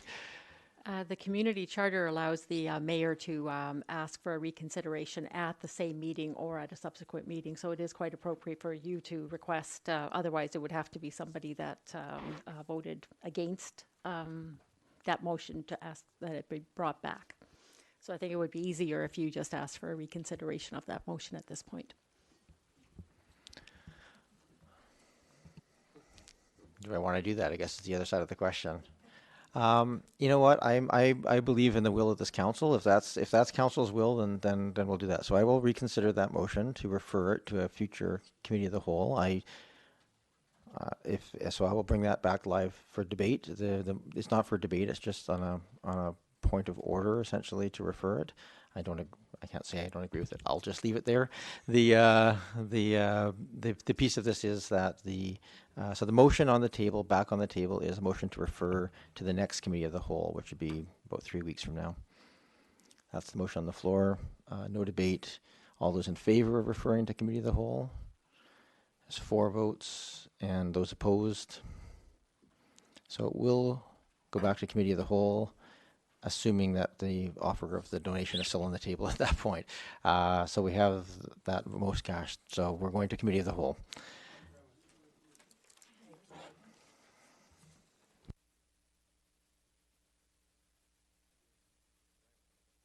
Back to my notes here. And we are on item number 8, Oak Bay Heritage Commission minutes. We have those in front of us for... Move receipt. Moved and seconded. Any discussion? All those in favor? Opposed? None opposed. Item number 9, new business and verbal reports. Anything under new business? Report on the Capital Regional District. I just want to point out a couple of things. One is the Victoria Family Court and Youth Justice Committee is going to be working with the CRD staff, looking at the terms of reference and structure and finances, just to do an internal review, which I think is very positive in the sense that it should lead to some more effectiveness at a regional level. Also, the Regional Housing First program is going to be going an alternate approval process for some more funding, and I wanted to just make council aware of that. I'll try and make this quick because respectful of people's time, but you may be aware that the Regional Housing First program was initiated a few years ago, and there was an agreement made between the CRD, the province, and the feds, each to fund $30 million towards 400 shelter beds, and addition, and as part of a 2,000 unit public housing build. So the $90 million was built for that. Yes, $90 million. The Island Health also committed as part of that to provide the support services for that. So that's been underway. A number of those units have been built. A number of them have come online. But what's happened is that the cost per unit of those units has gone from about $225,000 up to closer to $300,000. And the net result of that, just the market that we're in, has been that for these shelter units, and the result of that has been that fewer than the expected number are being built. So credit to CRD staff. They've been very creative. So they've reached out to the province and to the feds asking if they would match an additional $10 million each. The feds can't answer because they're in the middle of some election going on, but the province has essentially agreed to that process. So there's going to be a request to this body as it requires 2/3 of all the member municipalities. We did participate in the original funding of the 30 million, and it'll come back to this table as well. So for an additional 10 million to reach that intended goal. And this is really that housing first model of trying to provide enough housing, shelter housing and supportive housing for all the street people in the community to try and to eliminate, ideally, or at least certainly significantly reduce the homelessness population. So that's my update from the CRD. Are there other verbal reports from committees and commissions? And of course, this could include anything from UBCM if anybody wants to speak to it. We had hands up. So Councillor Patterson, Councillor Green. Thank you, Mr. Mayor. Just a very brief update that at their September 18th meeting, the CREST board approved their 2020 budget and 5-year financial plan for the years 2020 to 2024. Significant progress has been made on achieving goals for equipment installation, and I believe we saw our own fire chief in his photograph in the Times Colonist as they are, in fact, rolling out some of their installation here in Oak Bay. But I'll leave him to talk about that at a future committee meeting. And so the projected levy increases to the member agencies for each of the 5 years is about 2.9%. Also, one thing that came up at this round of discussions at the board was the 20-year lease, which was actually initiated some time ago, expires in 2023, and so our prudent management at CREST is embarking already on pursuing options for what we will do on a go-forward basis. Thank you. Thank you, Councillor Patterson. Councillor Green. Yes, thank you, Mayor. And just very quickly, I just wanted to acknowledge the work of staff, and particularly our CAO, Lou Varela, for supporting our attendance at UBCM last week, all week. It was a really fruitful experience. I think everyone enjoyed themselves, and the ability to have some time together was really great, and especially to Executive Assistant Cindy Denemy, who prepared binders that were incredibly helpful for all of us. So thank you. And the other thing is that the BIA held their AGM last week, September 24th, but I wasn't there, unfortunately, because I was at UBCM, but I will report out after our next BIA meeting about progress there. So thank you. Thank you, Councillor Green. Councillor Zelka. Thank you very much, Chair. Regarding UBCM, just a couple of notes to share. Myself and Councillor Patterson, as the alternate, attended the Municipal Insurance Association of BC's AGM. A very incredibly well-run organization. I think we were both super impressed, and not only with how fiscally sound they are, but also how well they run their meetings. I did have a chance to ask a question. I have confirmed that Oak Bay's electric police car, all electric police car, is covered by insurance. Thank goodness. Not them. It's ICBC, but that's fine. As long as it's covered, I'm happy that we've got an electric police car. And I was able to share that with the Premier and with whoever would listen at UBCM that we have apparently the first all-electric police car in British Columbia. Related to that, maybe and because I was pestering people, they invited me to join something called the Climate Caucus at climatecaucus.ca, and I will now be sharing that invitation with all members of council. It is for councillors and mayors across the province, in fact across Canada, to come up with communities of practice, in particular in the area of climate change and reducing greenhouse gases. And as a result of being on that and joining up so quickly, I was so pleased to be invited, along with a number of others at UBCM, to join the youth at the Climate Strike March in Vancouver. So thank you very much. Thank you, Councillor Zelka. Councillor Appleton. Thank you very much, Chair. I'll just report back very quickly is on two events that I attended as acting mayor in your stead, both at the Defence and the Dock reception on September the 15th and the ALS walk that took place at UVic on the same day. Specifically, the ALS walk was very, very well attended, and they got a nice window of nice weather on a really otherwise very, very rainy weekend. So they were very happy to have representation from council there, and it was a quite moving experience actually for me personally. So it was a great event and well supported. I did attend the meeting of the Greater Victoria Public Library Board on September the 17th. We're preparing for the board retreat in the fall where we're going to be talking about strategic planning for the board. But one thing that I will bring up that I will bring up at this time, even though it was some time ago, was this was the first time. The September the 17th board meeting was the first time that I had to speak to the board regarding not an incident, but an event that happened at our branch here in Oak Bay on August the 17th, which was Drag Queen Story Time, which you'll probably be aware of, that it's an extremely popular and really well-attended event through a bunch of different branches through the GVPL system. I was disappointed to find out from staff after the fact that there was a small contingent of folks that turned up to protest the event. They had sent the people who were in protest of the event had sent some correspondence actually to Victoria Council. I did not receive it as a councillor. I wasn't aware that anybody had flagged it and didn't find out about it until after the fact from GVPL staff. So I was disappointed to not know about it in advance. That's not the staff's problem. That's just I wasn't aware of it happening. I would have liked, as trustee and as member of council, to have been there to support the staff. As by all accounts, everybody was well behaved. The people who showed up to quote unquote observe the event were informed that the event was full and that there was no attendance by adults who weren't accompanied by children, because this is an event for children and families. So there was no disruption caused.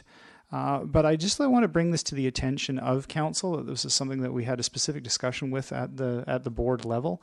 And obviously I was disappointed to hear this come from this small group of people to take issue with what's, by all accounts, a really well-received and a really joyous event for children. So I would bring that to council's attention just for future reference and just for awareness, especially given our recent experience with the anti-SOGI protests or anti-SOGI protesters that showed up in our community not too long ago. Okay. Thank you. I'll come back to Councillor Green if there's anything else. Councillor Name? Yeah, I'll just quickly express my thanks to staff for supporting us over at UBCM, and great to have our CAO with us. It was a lot of fun and very productive, and thank you to my council colleagues. And one of the things that I always like doing when I go to UBCM are the workshops and how much you learned, and just a couple things that were really interesting, and some of my council colleagues were them. There was a really interesting, and these are the things that we bring back and have discussions amongst ourselves and with our staff, but the ones that stood out for me were one that the Ombuds office gave a workshop on complaint systems, which was really interesting, about ways we can do things in our organization. There was also an interesting one about salary reviews that has implications for Oak Bay's salary reviews as well. And one of the more interesting ones, believe it or not, that I attended was one that involved our mayor, a topic that wasn't really exciting for me, but was a really interesting workshop, as it turned out, was about fire and police salaries and how they're escalating and what can and cannot be done. But I found it really quite fascinating, and that's given I'm one of the members of the GVLRA, but I learned things I wasn't aware of, so I appreciate that. And some really interesting resolutions, a lot on climate change and increased funding to the library. And then, of course, the other one that Councillor Braithwaite put forward, I hope I'm not speaking for you, but it was really nice to see the plastics resolution to go forward. And I thought that was unanimous on the floor. 2,000 people voting yes, let's do that one. So thanks, Councillor Braithwaite, for bringing that forward. Thanks, Councillor Ney. Councillor Green and Councillor Patterson both wanted to speak again. Councillor Green? Yes, just really quickly, I thought you were very interesting at UBCM. I just want to add and thank the University of Victoria and Bruce Kilpatrick in particular, who helped to provide shirts for us tonight as part of their Orange Shirt Day. So I just wanted to acknowledge that support. Thank you. Thanks, Councillor Patterson. Thank you, Mayor. I just wanted, before we get through this bit, to not forget to say thank you to the Heritage Commission or Heritage Foundation and to our own archivist, Carolyn Duncan, and the GVPL for the Heritage Lecture Series that took place. Doubleheader on September 18th. We had an afternoon event, Sealand of the Pacific, Beyond Wales, with our guest speaker, Kathy Denny. And in the evening, we had, with the Heritage Foundation, a lecture on Art Deco with Mary Connolly. Both of the events were full to capacity, I'm very pleased to say, and the response was really good. So our Heritage Foundation and our archivists do marvelous jobs, and it's really well appreciated in the community. Thank you, Councillor Patterson. That was definitely worth pointing out. Seeing no further comments under new business or under verbal reports, we'll move on to item number 10, which is the Heritage Control Period. So for Prospect Heritage Conservation Area. Mr. Anderson, you've created the report for us to consider. Would you mind giving us a quick overview? Yes, Your Worship, and thank you. As Council may recall, at their special meeting of September 12th, they directed staff to provide a report on options for heritage control periods. A heritage control period, for folks' information, is a temporary protection tool for purposes of heritage conservation planning. This is in the context, in our case, of a proposed heritage conservation area for the Prospect neighborhood. And a heritage control period could be put in place to allow for completion of an OCP amendment bylaw for a new Prospect heritage conservation area. The heritage control period, as I mentioned, is a temporary protection tool that Section 608 of the Local Government Act provides for us to use. It's enacted through adoption of a bylaw and provides temporary heritage protection for up to 1 year. The purpose, as I noted, is to allow us to prepare a heritage conservation area for an area that has special heritage value or heritage character. I also wanted to note that more specifically, that Council can direct staff to prepare a heritage control period bylaw to allow for the upcoming preparation of that Prospect Heritage Conservation Area. And the effect of the heritage control period bylaw can be to limit alterations of heritage properties in the area defined by that bylaw. So Council has a recommendation from staff that they direct staff to prepare such a bylaw for a heritage control period for the Prospect Heritage Conservation Area. Thank you, Your Worship. Thank you, Mr. Anderson. Are there any questions of staff at this time? Councillor Green? Thank you, Mayor Murdoch, and through you to Mr. Anderson. Mr. Anderson, would this presume then if a temporary heritage conservation tool was applied to the area in question for 1 year, does that presume then the heritage conservation area will be adopted within that year or at the end of that year, that period, so that we would be able to possibly put that into place finally? Thank just you. caution that should council decide to adopt, I presume that we're going to do that, but yes. I'll change my words. Should council decide to adopt an HCA for that area, would this, Will this be done in time, essentially, I think is the nature of the question. Yes, I should note that the control period can be up to a year to allow for that process to unfold. The preparation of the heritage conservation area can be done in advance of that 1 year period. It's just doing it within that 1 year is what the bylaw provides for you to do. So we can move forward with and continue with the preparation of the prospect HCA in a more timely fashion than a 1 year time frame. Thank you very much. Councillor Braithwaite and Councillor Zelka. And so, just to continue on with that, if it wasn't prepared within that 1 year, could there be an extension of that 1 year to an additional year? No, there's not a provision for that, and you can only put these in place in an area every 10 years. So it is really a one-time opportunity to provide for some time to put that heritage conservation area bylaw in place to amend the community plan. I think Councillor Zelka has a question, but after that I'm happy to move the motion when we're all ready. Councillor Zelka? Thank you.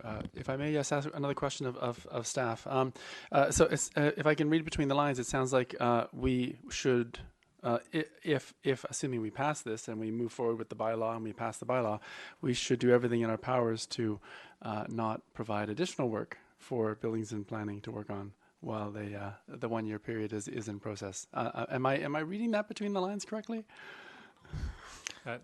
Mr. Anderson, I was going to say that's probably maybe I don't think that's entirely true. I think I'm being rhetorical. I apologize. Oh, okay. I apologize. Of course, we would do everything in our power to support you and try and get the work done within the year. But I did want to ask a serious question, which has to do with item 11, which is the next item on the agenda, and its potential impact on this item. What we do or don't do on item 11, having to do with heritage designation of, or potentially moving forward with heritage designation of 1558 Beach. I just want to confirm that is completely independent of what we do with respect to the control period. As sort of number one, I'm talking about the control period itself. Is there an advantage to have a control period in place if we're going to do a designation, or is there an advantage to not have a control period in place? Is there any, I just wanted to know, I'll give you the opportunity to share and contrast those two items against each other, please. Mr. Anderson? Yeah, thank you, Your Worship. So they are separate tools. The control period is one that allows for temporary protection and allows for the proposed heritage conservation area, as I mentioned. A designation, and in the context of item 11, speaks specifically to a property and not an area. So there's a distinction there. And the control period does allow time for further consideration of designation of properties within that control period area, because there is temporary protection afforded, and it allows for it basically does allow for that. So the control period does give you some time and consideration for a specific matter or type of protection as part of that process. It's not its primary purpose, but it does have that function of being a protection piece. And one final question before I'll yield to let someone pass the or move the motion. One of the questions that came up on the in the correspondence had to do with the subtlety of the heritage control period, and I'll sort of read. I couldn't find the exact wording, but one of the original wordings had that came maybe an earlier version of the report suggested that the effect of a heritage control period can be to limit the alteration of heritage properties defined by a control period bylaw. But the person who brought the correspondence forward suggested that maybe it would be a bit broader than that. From a heritage control period perspective, would a wording like this be more applicable in terms of how its impact in the area? And the wording that was suggested was, the effect of the heritage control period will be to control construction and alteration on all properties within the proposed heritage control area. So with respect to its potential impact, if staff could just give a flavor for what we can and I guess cannot do. Mr. Anderson? Certainly staff will if directed, will be bringing forward a bylaw and provide some further explanation of what is contained in that. But the heritage control period does allow you to, it's got protection in place so that you if you do not want to consider permit approvals, heritage alteration permits, you can do that within the purview of a heritage control period bylaw. So it affords you the control, and it also applies to all properties in the area, and you can have it specify or be particular about not wanting to permit building activity associated. It is, again, focused on protection of heritage values. That's its function. I very much appreciate the answer, and I also appreciate the fact that streetscape and surrounding communities and surrounding aspects all tie in and is really part of the intention of the heritage conservation area. Thank you very much. Thank you, Councillor Zelker. Councillor Green? Through you, Mayor. So to clarify, Mr. Anderson, the control period would prevent the deconstruction or removal of a home also in the area? Thank you. Yes, as mentioned at the outset, it is providing for temporary protection, and that includes demolition, moving, alterations is the general term that's used in the control period language. Thank you. Thank you, Councillor Green. So I will move that Council direct staff to prepare a bylaw to apply a heritage control period for the area included in the proposed prospect heritage conservation area in accordance with Section 608 of the Local Government Act for a period of up to 1 year. I'm very pleased to second. Moved and seconded. Is there any other discussion? I don't see any there. I just, first of all, I'd like to thank staff for bringing this forward. I'm going to ask one more question. The motion's on the tape on the floor right now. To this motion, just from your answers, I'm taking that the control period provides blanket protection or controls currently. So, looking at this versus number 11, is there duplication in those two pieces in terms of maybe I'll deal with that as item number 11 actually as part of the piece. So I'll leave it there. And any other discussion? Motions on the floor. Councillor Zelka. Thank you very much. Just I'm a stickler for details. When will the 1 year begin? Mr. It commences on the adoption of the bylaw. And I guess one question, this is sort of tangentially related, so if probably somebody else asked it, I wouldn't allow it, but I'll allow it for myself. I will say that like one of the questions that came up was the expectations. When council in the spring moved forward to direct staff to bring forward the HCA, there was I think I can speak for myself. I had some vision in my head that this would be sort of wrapped up by the early part of the like now, and of course it's not. And I realize in hindsight we never actually made that request of those timelines, and we never set that. So I'm going to ask the question on this one: is there? I understand from your answer that definitely within the year. Is there? Can staff answer the question in terms of expected timelines for us to get to that? That process. And I appreciate it's a very complicated process and maybe not easily thing, but just to give us some sense, and us in the community, some sense of what the timeline looks like to go through the multitude of steps that require to actually get to the bylaw stage. I think, if your worship, thank you. I think overall that we can have this for council's consideration within a 3-month time frame. It really is a matter, as I spoke to the Heritage Commission, of having that schedule put together and being clear on what properties are going to be protected under that heritage conservation area. I'm assuming you're speaking to the heritage conservation area. Yes. I'm sorry about that. So with that in place, we can bring to our committees the draft document, and we can then forward that to committee of the whole. And I'm anticipating the control period would be very helpful for staff to have that in place and have that ability to work on the conservation area, but that I think we could have this within a 3 to 4 month time frame. We could have the HCA bylaw adopted by council, if that's council's wish. Thank you very much, Mr. Anderson. That helps a lot. Councillor Green. Are we still in the question stage, or are we Well, in the the motion comment table, I was stage? about to call the question, but you're welcome to comment on the. Just very briefly through you, I would like to thank the residents of 1558 Beach Drive for having come to council for a number of weeks in a row now, and your input has been very much appreciated. Thank you. Thank you, Councillor Green. Councillor Zelka? Thank you. Nearly there. So it sounds to me like we have got a 60-day protection order in place, so we have to have the control period in place before the end of the 60 days, and then that gives us a year to get the HCA done. Did I get that correct? Correct. Okay. Seeing no further questions, I will call the question. All those in favor? Opposed? None opposed. Thank you very much, Mr. Anderson. And we have item number 11, which is the heritage designation at 1558 Beach Drive. Mr. Anderson, you have this as a secondary piece to item number 10. You want to give an overview of this, and whether or not this is still a piece? Even in the report, it recommends to receive this report, but. Yeah.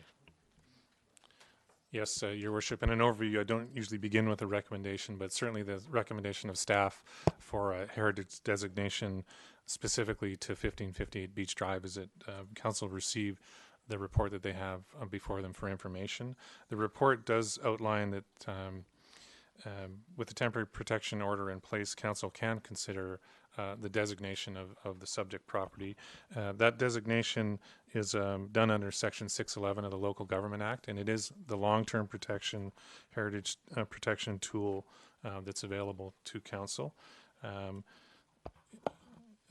The designation can apply to building exterior, interior, and landscape features of a property.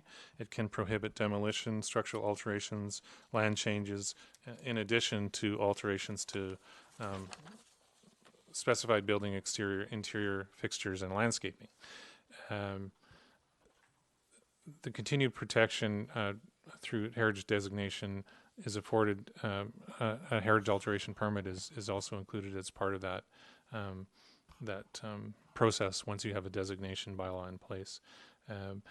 Relating to the relationship of the temporary protection with first reading of a designation bylaw, a 60-day extension basically of the temporary protection order occurs. It does effectively at this point in time with the heritage control period recommendation from Council, it would mean it duplicates that protection period. So it doesn't have that particular value with respect to protection of the heritage values of that property. It does, however, have the potential for preventing the demolition or move of that property. Without consent of owner, it does have the component of requiring consideration of compensation for impact on the market value of the property. So that is basically the overview of the designation bylaw for Your Worship. Thank you. Thank you, Mr. Anderson. I have Councillor Patterson, Green, and then Zelka. Oh, quick with your fingers. Thank you, Mayor. And through you to Mr. Anderson, I'm happy to make a motion to move staff recommendation pending just the clarification on this. Would this option remain available to Council once the temporary protection of the HCA is over, say after the year of that? Is this option still open to Council to consider should they choose to pursue that at that point in time? Mr. Anderson? Yes, Your Worship. The option to place a heritage designation bylaw on a property is available to Council at any time, and it could be pre-HCA, post-HCA as well. Thank you. Councillor Green and then Zelka. Through you, Mayor, to Mr. Anderson. Mr. Anderson, would the heritage control period also protect the dirt around the house? So I recall about 2 weeks ago, I believe, one of the residents of 1558 Beach has an archaeological background, and he inferred that it was very possible, if not certain, that there would be the potential for archaeological remains on that property should it be excavated. So I just wanted to ensure that this will protect the ground around the house, in other words, the land. Thank you. Mr. Anderson? It does afford, if the bylaw is structured this way, council to have the ability, or the district to have the ability to not to approve any building permit related activity. So it does allow for control and protection of heritage landscape.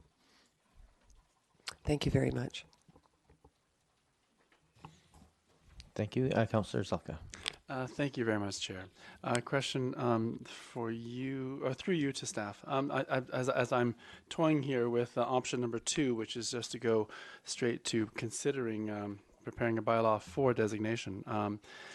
Since I worry out loud, I wonder out loud whether we'll need to get there anyway at some point in the future, regardless, because once the HCA is in place and once all these things are in place and once we can all have a great, wonderful sense of relief, the proponent can still come forward and say, under these guidelines, I want to tear down the house. So we may have to designate anyway, potentially, if that's where we choose to go as a council. So with that preface, the question through to staff is, I guess, in light of being a second-term council, I've had I've had a chance to see how fast government moves, and I've had to be with no comments at all against the positive or the negative. I've had to be a very patient councillor, and rightly so, because sometimes things take time. So. If we did go with option 2, such as asking for a bylaw, is this something that might potentially assist Oak Bay in the future, knowing that that this was something that was available to Oak Bay staff with respect to negotiations that might come up in the future, or just knowing that we always have this available to us? I just want to know whether having a bylaw that was in process, which I know takes a fair number of time, a number of years even, because I understand sometimes the negotiations around this compensation piece can sometimes take quite some time, whether we should start the process now or whether we should wait until later. I just wanted to ask that question with respect to maybe what may have been done in other districts, or from maybe the experience of our staff, whether they can offer some advice here. Mr. Anderson, and I think we walk a fine line here. At the end of the day, it's council's decision to decide whether or not to move it forward and at what time or not. But perhaps you could at least explain at what point in the process compensation procedures would start, those pieces as part of that process. Yeah, so with respect to a heritage designation bylaw, with respect to compensation, once first reading is given to a designation bylaw, then the affected property owner can make application to have compensation considered. So that can initiate that process quite early on. There is also an option once a designation bylaw has been adopted. The owner can also, at that point in time, initiate a compensation process. So you're absolutely correct that it can be a lengthy time frame.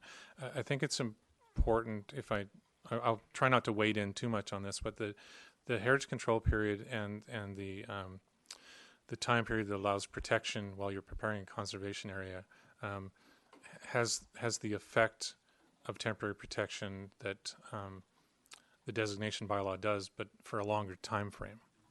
And so there's some, the value in the control period protection is there. It's in place once that bylaw has been adopted. The designation bylaw, as I mentioned, can be something that council considers at any point in the process. And it's one that, as I think the mayor indicates, it's really council's consideration of whether to proceed and the timing of proceeding with that. Councillor Green? Just one last question, Mr. Anderson, and through you, Mayor. To the question that was asked by Mr. Z. Aiken, who is one of the residents of 1558 Beach, and this may not be an answer that we can answer, this may be the prerogative of the owner, but does any of this designation do anything to protect or retain the current building as a multifamily dwelling rental? And it may be a question that we can't answer tonight, but I just wondered if there was any information or that you would like to comment on that aspect. Thank you. Your Worship, it would not relate to the tenure of the property. It would relate to the heritage values and features of the home. That would be the purview of the designation. Thank you. Wrong button. My apologies. Councillor Appleton. Thank you, Worship. Through you to staff. Just with all the heritage tools in play here, I just want to clarify, with the control period in place, as has just been passed by council, direction passed by council, does it affect the ability of the landowner to apply for a heritage revitalization agreement for that particular property in order to potentially upgrade the existing building at some benefit? Mr. Anderson? No, it doesn't. As a matter of fact, an owner can have that consideration and in, I guess, in sync or in support of what is it, anticipated for a heritage conservation area. You can see an application come forward. Obviously, the processing timing would need to be measured and I think sequenced would be the best way to put it. But we could have consideration for someone wanting to move forward with heritage protection in exchange for some values associated with development on a property. Councillor Appleton. Thank you, Worship. Just one quick follow-up, and I think I know the answer to this question, but I think it's worthwhile revisiting, and so thank you for that. Further to that point, I'm going to assume that as the heritage conservation area is crafted, that it affords us the ability to be granular enough to essentially establish specifications to the individual property level, given the fact that this one, at least in its current format, is a non-conforming. It's very it doesn't conform to anything with its multi-unit status. Kind of, it's a bit of an oddball as far as its zoning and current use. So the HCA would still allow us the tools to be able to accommodate an ongoing multi-unit use if we so chose. Correct, Mr. Anderson. Yeah, I think it's maybe important to make that distinction that our land use permissions, our zoning bylaw, our community plan designations are separate from the heritage conservation or heritage preservation initiatives. Not saying that they're not related in the context of use of a building or buildings, but the use permission, for example, multifamily rental, is provided by our community plan and our zoning bylaw, and the heritage tools take care of the heritage elements, I guess would be the best way for me to put that. Thank you.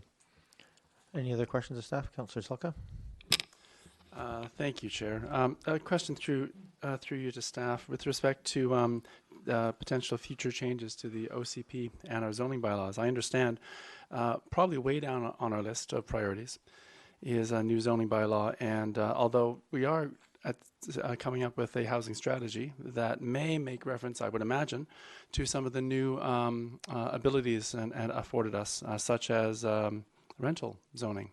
And I just wanted to ask whether it's too soon to ask staff whether they're considering rental zoning anywhere in Oak Bay yet. We're winding very far off topic here from the heritage designation bylaw. If it's a quick answer, I don't. It's not being considered. It would be considered as part of a zoning bylaw review, certainly. Thank you, Mr. Anderson. Any other discussion? Seeing none, then we don't have a motion on the table, do we? I will move that council receive staff recommendation. Moved and seconded. Any further discussion? All those in favor? Opposed? None opposed? Thank you very much, Mr. Anderson, for the reports.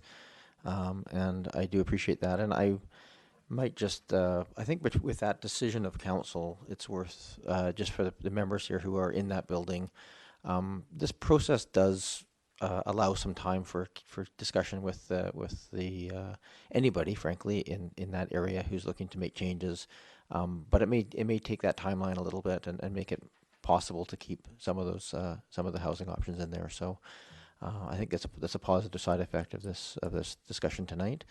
It's really ultimately up to the 1558 what they want to do with that building. But my hope is that there will be some ongoing discussions and looking at future use of that building. So Thank you very much. We're on to item number 12. We have a motion from Councillor Patterson. You do not have to read all the whereas clauses, but you should read the motion. Thank you very much, Mayor. And it is, I believe, on the system so that people can read all of the whereases should they choose to.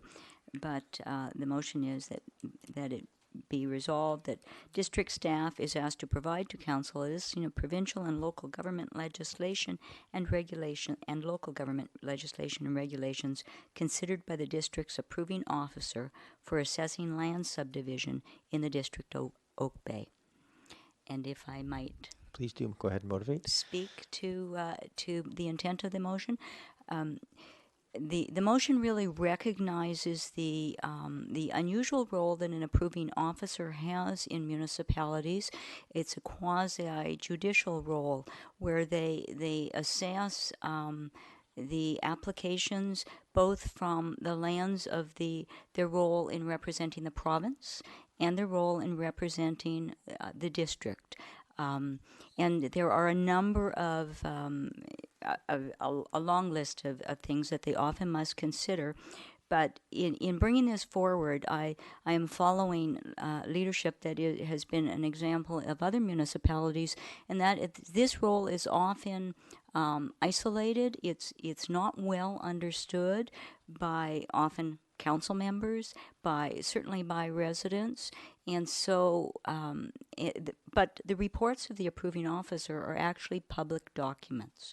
So many municipalities have, to provide clarity and transparency, elected to provide a listing once it is reviewed by their councils that they then publish, usually now electronically on their website, with links to all of the relevant legislation so that it provides the transparency and clarity. It can be used by certainly committees and commissions within the municipality. It can be referred to by residents who may wish to offer comments or to learn more about what is happening in their neighborhood, and to also be a guidance to people who may be considering putting forward applications.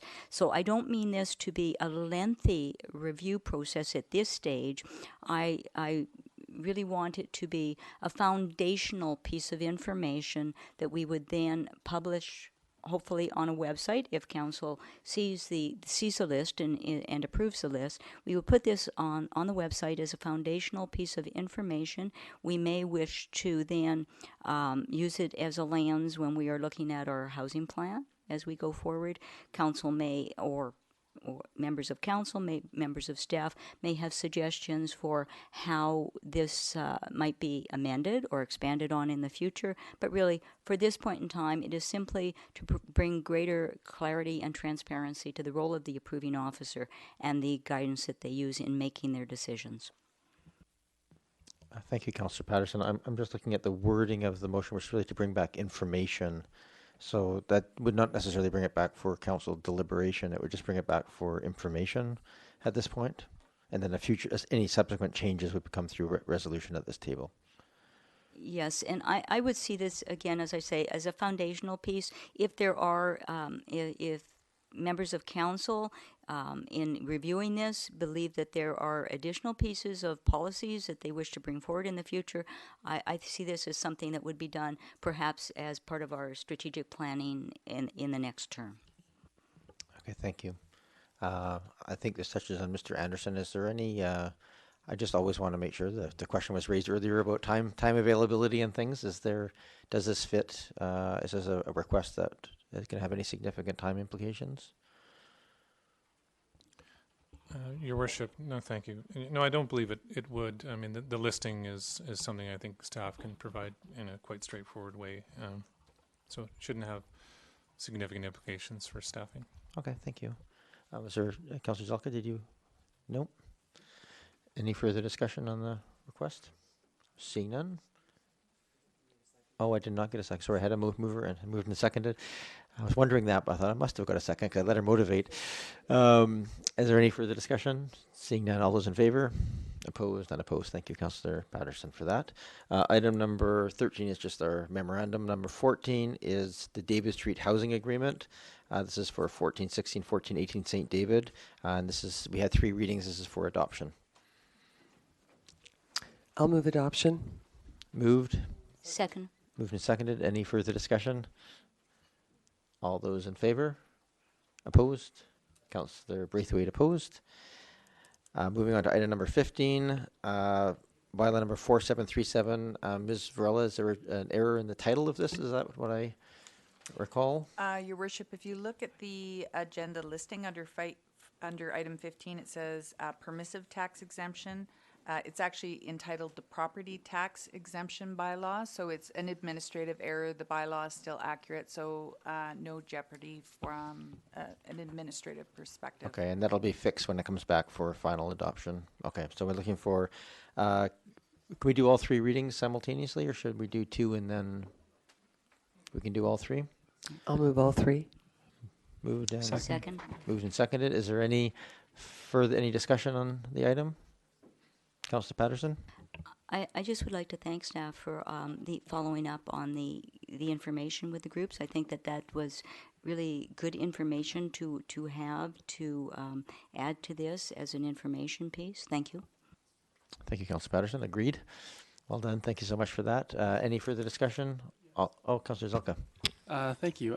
With respect to the information that came back from the 4 organizations that are receiving this property tax exemption or taking advantage of the property tax exemption bylaw, is that information made public, or was it only sent to the councillors? At this time, it's just been sent to council for information. And so the question through you to staff is there an intention to bring this to make the value of these organizations aware to the public if they're not already made aware of it? We're made aware of it, but for the public, with respect to the public process, will this be on the agenda when we, I guess, approve this? At this point, I think we could make that request of staff if that's the will of council. I don't believe there's any intention at this point to make those items public, but Ms. Varela? Just so we're clear for those viewing, those statements of value were provided by the groups themselves. They're very short. One excerpt was taken from the website. If council wishes to have those attached to the next agenda at time of final reading, we can do that, I believe. Okay, sure. Thank you. Councillor Patterson? Yes, again, thank you, Mayor. And just to follow up and in response to Councillor Zelka's request, I really appreciate staff going forward and getting this information, and perhaps in future, prior to considering these things, this type of information could be requested so that it accompanies the application at the time that we are viewing it for council. I'm sure that's possible, although they don't change very often. They're sort of I remember the last time one was added to this list, it's probably 50 years or more. Any further discussion? All right, all those in favor? Opposed? None opposed. Thank you very much.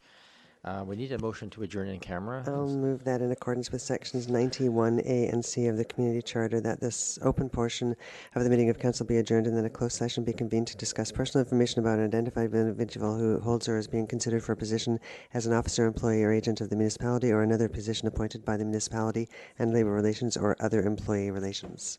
Second. Moved and seconded. All those in favor?